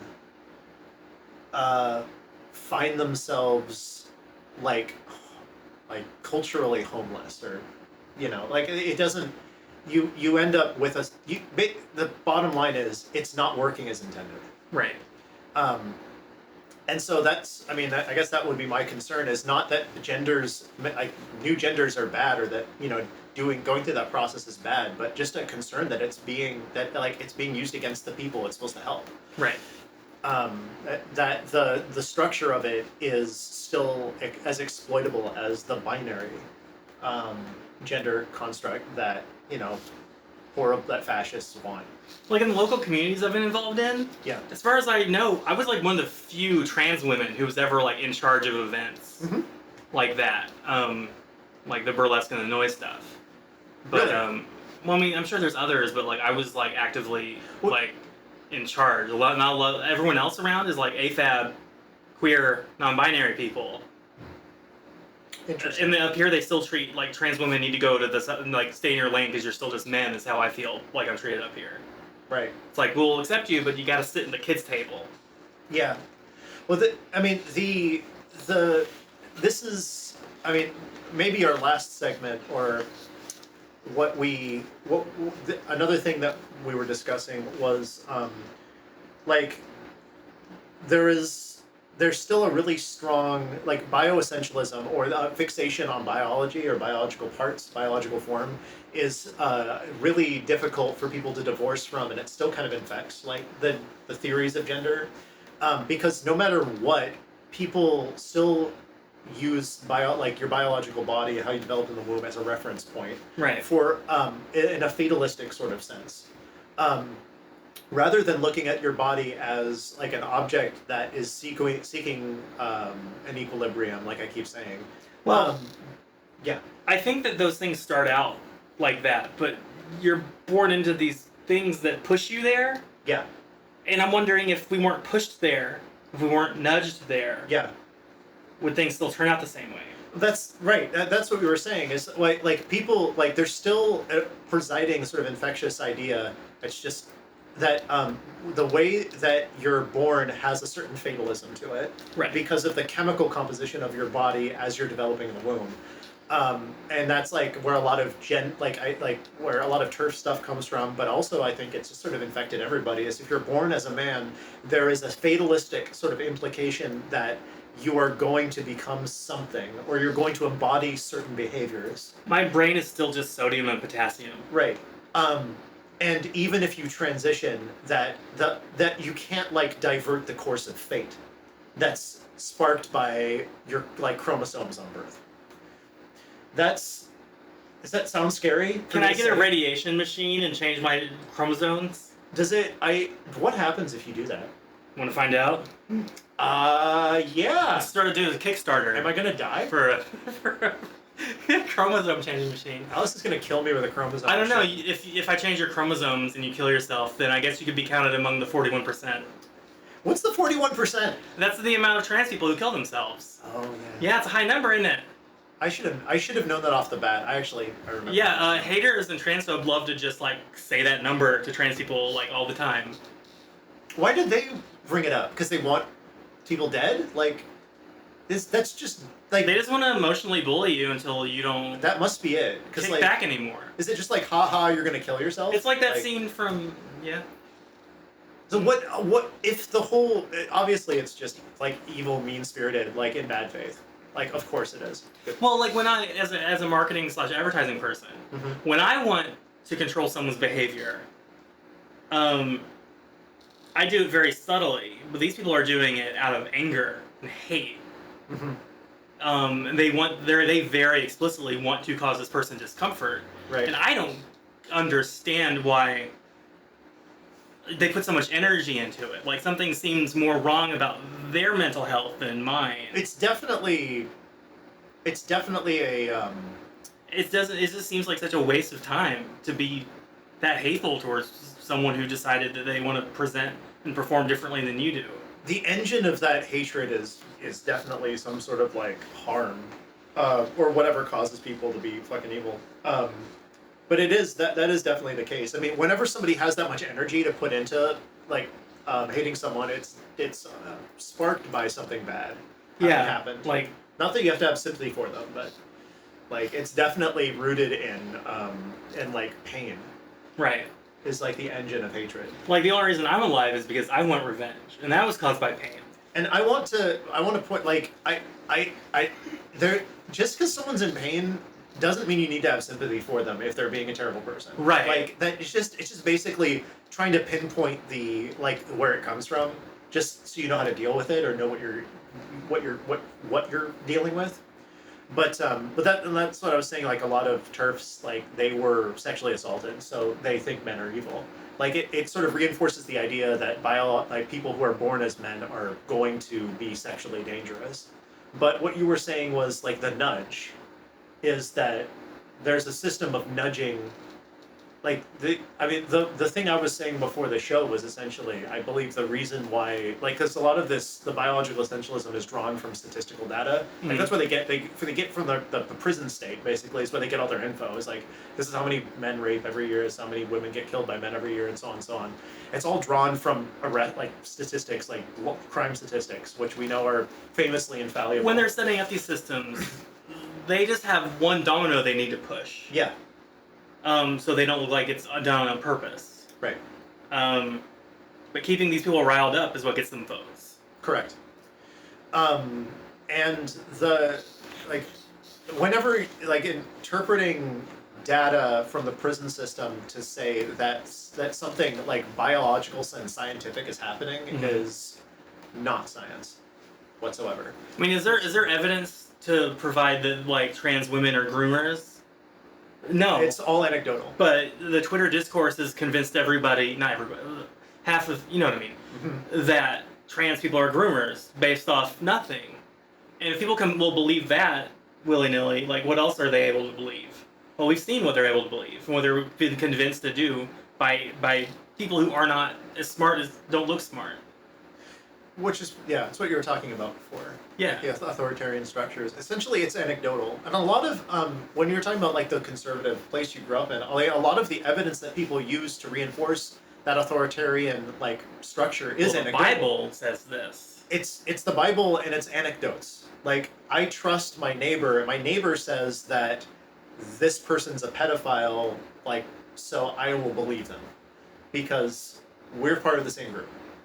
Right. So I take them on faith that person is well, a pedophile I've or a bad person or whatever. Been in the in group before, and then also I've been put in the out group very suddenly before. Yeah. Where there's been a lot of things that have been said about me that aren't true, mixed in with things that are half true. Yeah. But because it's the right people saying them, and they know how to like stir up and rile people up. Yeah. And use discourse that says, oh, if one thing about someone's true, then it's all true. Yeah. So if you really want to destroy a trans person, you can just make stuff up.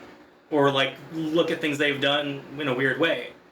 Now, there's this stuff on, so it's, people know that women are held under much more scrutiny than other people. And then trans women it's even worse. So it's just like we're all scared of each other. Like we might turn on each other for something. Yeah. Or like someone else might murder us. I mean, the position, like, one of the core tenets of feminism was essentially that like there's no real the gender binary isn't really. It actually is, like, is more like the like have and have gender, have not gender. Right. Is that being a woman is defined by the being oppressed, and being a dude is defined by being oppressive. Right. And then recognizing that's like second wave feminism right there. Right. That's like Valerie Solanas, like shoot Andy Warhol shit. Do you think he deserved that? Yeah, I would have shot him too. For being a man or for being abusive? For being Andy Warhol. Yes. I would like the second wave feminism. That there's also a lot of online reactionary like callbacks because like TERFs basically say they're second wave feminists who didn't divest from that. They're the original feminists. It's not actually that men are inherently oppressive and women are oppressive. Like, to be a woman is to be oppressed and men are oppressive. It's the more close scrutiny that like there is a social phenomenon of dudes just not holding each other accountable for anything because it's great to have power over others. There is also something to be said twofold. Right. About people who have too much power get used to it, and then giving someone power who's not used to it. Yeah. So someone somewhere is like, hey, we should be more fair, but also men aren't gonna like it. And Right. like when someone wins the lottery, and they go spend it all willy-nilly, like if we just flipped a switch, we wouldn't have any new systems in place to like cover it up or like help with it. Wait, no, that doesn't make sense. Well, no, it does because if you're talking about giving someone who has previously experienced powerlessness power, it's sort of like cold water in the face, and you just have to figure it out. There's a lot of room for error in that. Like when I moved here and started doing like burlesque events, the show the goth scene, I had all sorts of crazy power, but I was also disabled and trans and like couldn't afford to feed myself for the last 2 weeks of the month every month. Right. And nobody cared, and I'd be like, hey, I want to eat and like stuff, and they wouldn't let me use any of the ticket money. I just didn't know what to do. Basically, and so I started like acting out, doing like kind of some unethical things, and one thing comes to another, and now I'm like a bad person for trying to survive because people wouldn't believe me that I could survive off a PBR diet or like how bad some of my healthcare stuff was. Yeah. They'd be like, well, I see you going out to the club every night. You can't be disabled. And I'm like, yeah, that's because I'm like nervous and trying to get people to the whole like point me so of you getting into that position was like you were looking for a way to live. I needed a social liquidity. Right, so that you could eat. Yeah. And live. Right. And you ended up getting in a position where you were running all these events that you don't make any money. It's actually out of your pocket to run it. So your access it like pisses me off just thinking about it. Like just how inappropriately structured it is. Basically that whole system assumed that you're like a gay, like, because it was mostly gay, queer, trans people in that, right? Like Seattle people who like have day jobs and stuff. They assumed if you're entering into their community that you have a certain baseline, like, of economic health. Right. And I'm good at performing stuff, so I'm just like, I can go do my marketing PR stuff for this event, and it should be fine. No one will have to know that I'm fucking nuts. But, you know, when you start drinking and going out every night, it doesn't really work. The support just wasn't there, because what was demanded of you broke your ability to, like, function. Yeah. And that's, I mean, it's just like another example, like, that structure that's supposed to be accepting was warped by the unfair bullshit of this city into something that harmed you, and ultimately you were forced out. But here's the issue. None of that was about my gender. That is correct. But a lot of times you'll be like, stop playing the gender card or like the race card, and someone will say that and you're like, shut up. That's stupid. It actually has nothing to do with that. But also, like, did these people make you more of a target because of these things? Like, did it seem like you were easier to go after? No. They went after me because they thought, like, I needed to be dismantled. Right. Like, they were scared of me because I was, like, crazy and, like, everywhere and stuff, which was fine. But now, like, when the pandemic happened, I couldn't get support. I almost starved to death. Right. Like, actually. Like, because you literally didn't have food. Because I right? couldn't go on to any of these Seattle Facebook groups or like queer resources. Because I've been banned from all of them. And like I almost died because these fucking like the left people here like only want to punish people. Right. And like that's their culture, is being mean to people so they can like protect their little purity culture. Like there's no dirtbag lefts out in public, dirtbag leftists in public here. We're all forced to do our psyops online. That is notable. Yeah, the city is just like a liberal hellhole. Yeah. And it like in order to function here, it wants to force you to like operate by that etiquette. Do you ever see like do you ever read local politics and see how like how many of these people are pushovers? Or like quit because of these people? Like a lot of like we hardly get any actual stuff done because all the politicians are so scared of their like user base. Of the constituents? Yeah. Which wouldn't normally be a bad thing, but their constituents aren't actually pushing for things to get better. Right. Like if the politicians should be afraid of disappointing and letting down and facing retribution from not meeting the needs of the people. Right.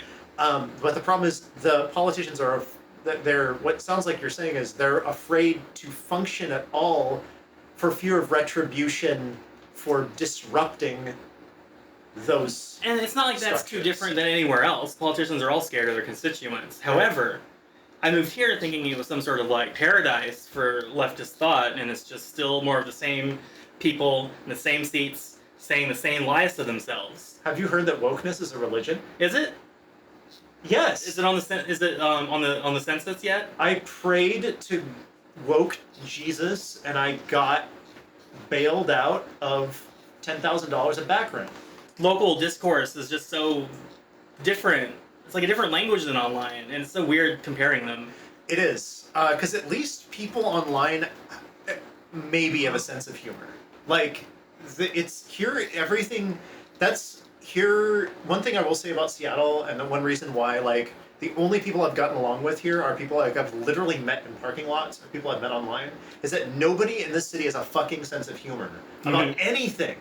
Everything is so deadly fucking serious here. Even when they seem like the spirit, like the face is lighthearted, but everyone is just miserably high-strung serious about every fucking thing. To the point where I don't want to talk to anybody. I don't even necessarily want to meet any of the people who are in the community. I just want to do my own thing with like weirdos I meet online. Well, we went to the goth picnic the other day. Yeah. Yeah, we did go to the goth picnic the other day. There was a trans picnic and a goth picnic. Right. We didn't actually talk to the trans people or the goth. We just walked through the trans picnic. Yeah, we made an appearance. Yeah, we made a grand appearance, and you were super fucking high, and I don't even think you necessarily knew where you were. Amanda definitely did not know where she was. I saw the trans people at the trans picnic, and they seemed like they were all enjoying hanging out with each other. But did it feel welcoming to you? Nothing feels welcoming here. Nothing feels welcoming here at all. Now, the goth picnic was kind of fine because I did bring them energy drinks. Right. And I gave them energy drinks, and that was cool. You can afford that. Yeah. Well, I used government money to buy them. See, a lot of times I just show up to stuff without any of the social niceties because I'm like, well, I might have to starve. I don't want to starve again just for them to accept me. Oh yeah, I do. I mean, at work and stuff, this has nothing to do with our topic at all. It has nothing to do with gender? No. Wow.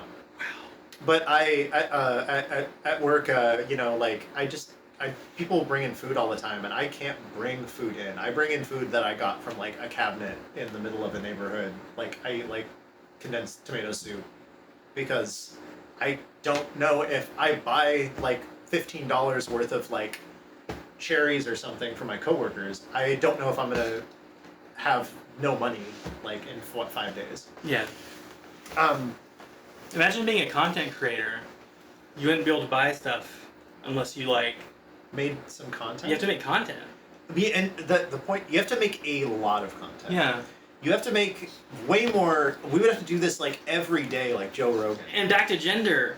Yeah. A lot of trans people end up making content because they can't go get jobs in the real world because of the transphobia. So you end up having two groups of trans people. There's the people who, here at least. Yes. You have like the people who work in tech who somehow managed to get a job. Right. And then you have like the other people who are like struggling from like outside or like have struggled too much to get these to be in that side. So you have like the haves and have-nots with the trans people here too. Right. What I've seen is like in Seattle, and then you can also relate yourself. Like a lot of like the places that people end up finding employment if they're trans in Seattle are like basically tech or healthcare.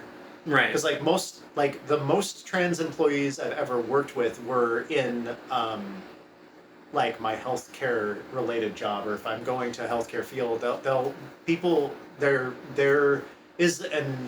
there's more of an organizational push to be inclusive of trans people in clinics and like healthcare in general. And in tech, it's like, oh, you're probably good at computers because you're a trans woman, which is like it's self-transphobic, but you know, like I guess if it gets you a job. I mean, I'd love to work at a tech company, but I don't want to do like the coding. No, I'm more of a creative direction person. They would assume you're good at like you can program shit and have autism if you're a trans woman. That's like part of the transphobic I know, right? perspective here, and that's like it. It's just if you're making if you're not don't have a lot of options and you start making content. Yeah. The people who watch you are fetishizing you, which sucks. You have to use your transness as a marketing tool. Which then it's again another feedback loop. You almost have to become, if you want to get successful, you almost have to like become your own locale. Like ironically. Yeah. Some people have done that. Like they've gone on kiwi farms and made friends with the people on kiwi farms because like as to try and like get ahead of the game basically. Yeah. Like and then so that they can avoid like a threat on them.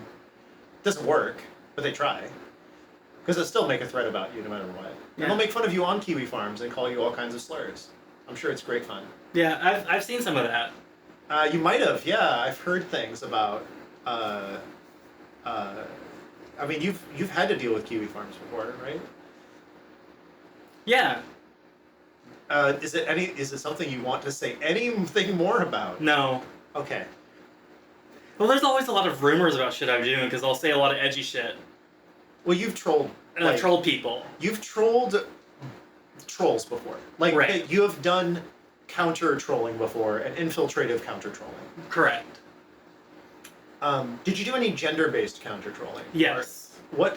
And that's interesting to me because you were mentioning before, like, trolling in the field of, like... Well, the gender names, there's troll names, made-up genders. But I was doing...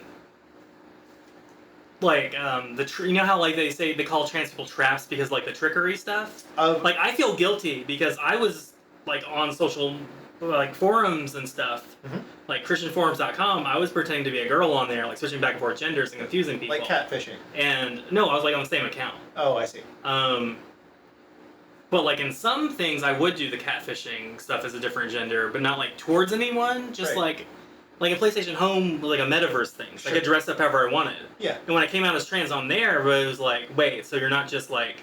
A girl? You're a girl, but you're not a girl? Well, they didn't realize that, like, they knew I was like a... They thought I was a dude with a chick avatar, which was kind of okay. We were okay with that back then. Uh-huh. But, like, actually being trans wasn't. Oh, so they were like, oh, you're not a dude. You're a word I can't say. Trans person. Trans person. I shouldn't be dropping slurs. Cause we haven't said the G slur yet. I'm not going. Gamer. I can't say I can't say that. I can't say the other word. I'm not going to say it. I mean, I could say it, but I'm not going to say it because I don't think that's nice of me. But I know I'm just like because I remember being on the internet back then and how often those words were tossed around. Like trap was tossed around constantly. Before it was a music thing. Before it was a music thing at all. Yeah. It was years before. It was before that was a music thing, or right. Even like before like Migos came out, like or whatever. That was like probably the most like before Hannah Montana popularized trap music. That word. Do you think people actually know the origins of that term anymore? Like Zoomers, do you think they know? I don't know the origin of the term. This is from trap house, like drugs and stuff. No, in, like I'm Atlanta. talking about in reference to trans people. No, I don't know. Oh, trap. Yeah. From like anime and stuff, where or Visual K, or like these maid houses where it's like a they're not trans in Japanese culture as often as they are cross dressers. Correct. Because there's a culture of cross-dressing. Cross-dressing here, those people get called traps because in the media, they've been represented as people trying to trick each other. Whereas in Japan, it's just part of a performance. They still haven't poisoned the idea of men playing women's parts and it not having anything to do with gender identity. Well, I will note this as well. This is interesting. Yeah. To me, that there's a strong tradition in the history of in the UK and in America in carnivals and things like like a couple like 100 years ago or so, or like in recent like fairly, I guess, in history, like before the turn of the century. I think it was like the 1800s or like so before 9/11, or even around the turn of the century, a little bit before 9/11. And 9/11, I assume you mean the year 1911, which is World War I. I think it's the turn of the century. No, 2000 was the millennium. The Willennium. Yeah. That's when we started getting jiggy with it. Yeah, Will Smith. That was his album name. Like get ready for the millennium. We shouldn't talk about how that violent abuser. Yeah, violent, abusive people are so awful. I would never condone violence or be violent. Yeah, or slapping a or say anything violent across the face, like so hard. Punch you in your clitoris. She's gonna punch me in my clitoris. My face clitoris. That's my nose. The tradition of cross-dressing in the UK, in the USA as part of vaudeville, I think it was, and in Japan as another example. In those contexts, these are actually like family-friendly like events where it would happen. It's supposed to be campy, right? It is 100%. Everyone knows that the people doing it are men. Right. Like they like it's acceptable because in the back of everyone's mind, everyone's like, that guy wearing a dress, that man wearing a dress is pretending to be a woman. Right. So it's okay for me to laugh at how stupid they look. Right. Super fascinating to me. How that was acceptable. Well, the Visual K artists, would bring their CDs to school, and my friends would be like, "Look are those women or not?" They make weird comments. Right. No, I'm like, no, they're dudes. They just dress like that. It's like a part of the scene. Yeah. They just dress like that. It's fine. That was a whole thing. That's how I was trying to normalize gender stuff, was by pushing this stuff in their faces, being like, it's just clothes, doesn't matter. And I remember also that in the 90s,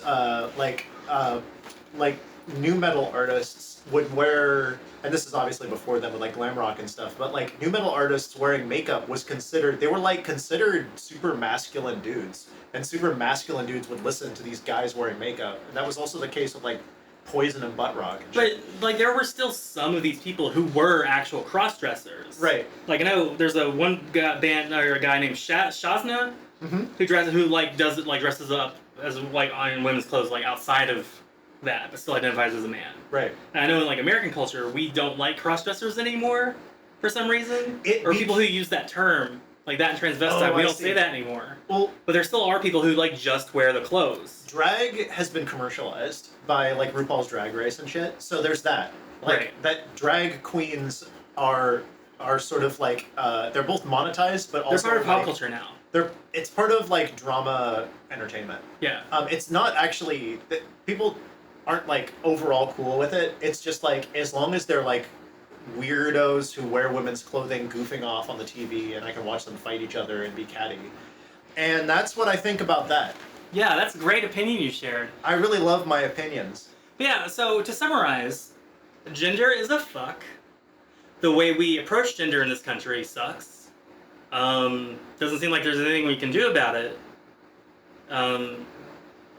Yeah. Perhaps the point of what we're saying and the reason why we have the stance that we do is we're looking to, both of us would like to see the way that we treat each other regarding each other's like fluctuating identities and the unique biological situations Right. to be the social, the way that we communicate our social liquidity.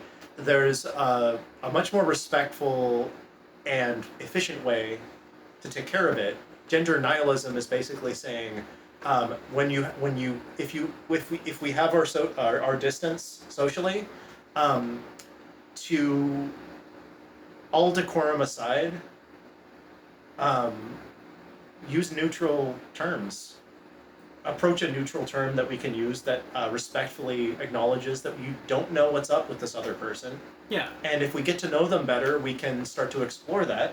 But the issue is a lot of us are drawing attention to something that just shouldn't have to matter. And Yeah. if I just want to reframe the way we think about gender and its social utility.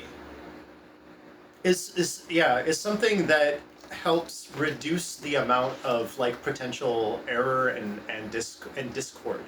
It's the only way forward I can think of that will make things safer for everyone. I agree. Like, it still needs to exist. Right. We just need to make it a little bit safer for everyone. And the way I wanted to make it safer basically deconstructs the whole thing. Yeah, I mean, and the system of honorifics is kind of I like the fact you brought it up just because it's a very practical example of how to structure going forward. Right. Well, you'll hear a lot of arguments where people will say, well, Greek has gender-neutral pronouns. Yeah. You know, a lot of places do. We don't. I mean, I tend to do it anyway. Right. Like, when I'm working, I work in a clinic that Europe, like, I don't want to, I have HIPAA, but you're familiar with the place I work. Correct. Like, you know where it is. It's a place that treats a lot of trans people and a lot of non-binary people and a lot of people with lots of different gender expressions. And I just refer to everybody as they until I know. But thankfully, I also have software that tells me like what that person put in to Right. on their own form, so I can correctly gender them whenever they come in. But if I don't know, I just say they. I even do that between the employees, and then we figure it out like once we get there. Right. But that's because the whole point of working in that clinic is to create a really safe, comfortable environment for everybody. And that is exactly where I want things to be. Right. Everywhere. Right. Like, yeah, demystify pronouns, demystify the trans experience. Just be normal. It's Be normal. Yeah, like it's like the normal, like it's like the positive normal type of normalization. Yeah. Like if we want hyper normalization, we should hyper normalize. Yeah, you need that. You need that disclaimer because we're definitely some weirdos. But yeah, we should hyper normalize like good stuff that's cool and chill and hanging with your friends. Yeah. All those friends we have. Wasn't there somebody who said like, you don't need the internet, you just hang out with some friends or something? Yeah, and you sit and you. Oh, who needs comedians? Just sit around and joke around with your friends. Yeah, like basically we should kill all comedians and you just hang out with your friends. Wow, yeah. Kill them with kindness. Yes. And love and cherish them. Give them something to really laugh about. Yeah, like putting them in a tiny little box. Make it so they can't stand up anymore. Right, in a tiny box and burying it 1,000 feet under the earth and piping in all of their nutrients, air, and basically like a little bot. Like basically we'll just make the Matrix, but we'll just put comedians in it and use them to power our electronics. Great. Well, I've been Alice. And I've been Mark for a while. And you can find me at scarletdeath.com or the Noise Music Discord server. You can find me on there when my two-factor authentication hasn't fucked me out of it, and I'm also on Twitter at DEAD_IVERSON.com. Dead Iverson. Dead_Iverson. That's my Twitter account. Yep. He's on the Bird site. I'm on the Bird site, and I know all the people who are cool on the Bird site, so if you actually go to my account, you're not going to have a bad time. You're not going to see anything you don't like. It's a perfect echo chamber that will support your worldview, which should be my worldview, because mine is great. If you want to see things you won't like, come to my page, because I'm insufferable. Yeah. And actually, I support her insufferability on my page, so you're not going to like either of us if you go to either page. That's Right. why you should come to us, to experience something that you wouldn't normally. So our next episode is going to be about how to survive a PSYOP. Yes. This week we talked a little bit about like social, like how people are nudged in like behavioral Yes. context. We've been using the on like nudge smaller word. scale. Yes. Now, I want to talk about some of the stuff I learned in college where they like professionally taught me how to control mass quantities of people at once. Right. And ways we can avoid, well, nobody's immune to propaganda, but Correct. you can prepare for it. Right. And know how to respond and know when you're being accepted by it. And I want to talk about why propaganda is good and why the intelligence agencies that you think are lying to you on the internet probably actually don't give a shit about you and At all. are just using their funding to fuck off and play like World of Warcraft all day on their computer. Doubt. But it'll be fun to talk about. It'll be fun to talk about. I know what I'm talking about. All right. Well, we'll see you next time. Thanks, everyone. And this has been Memetic Rhetoric.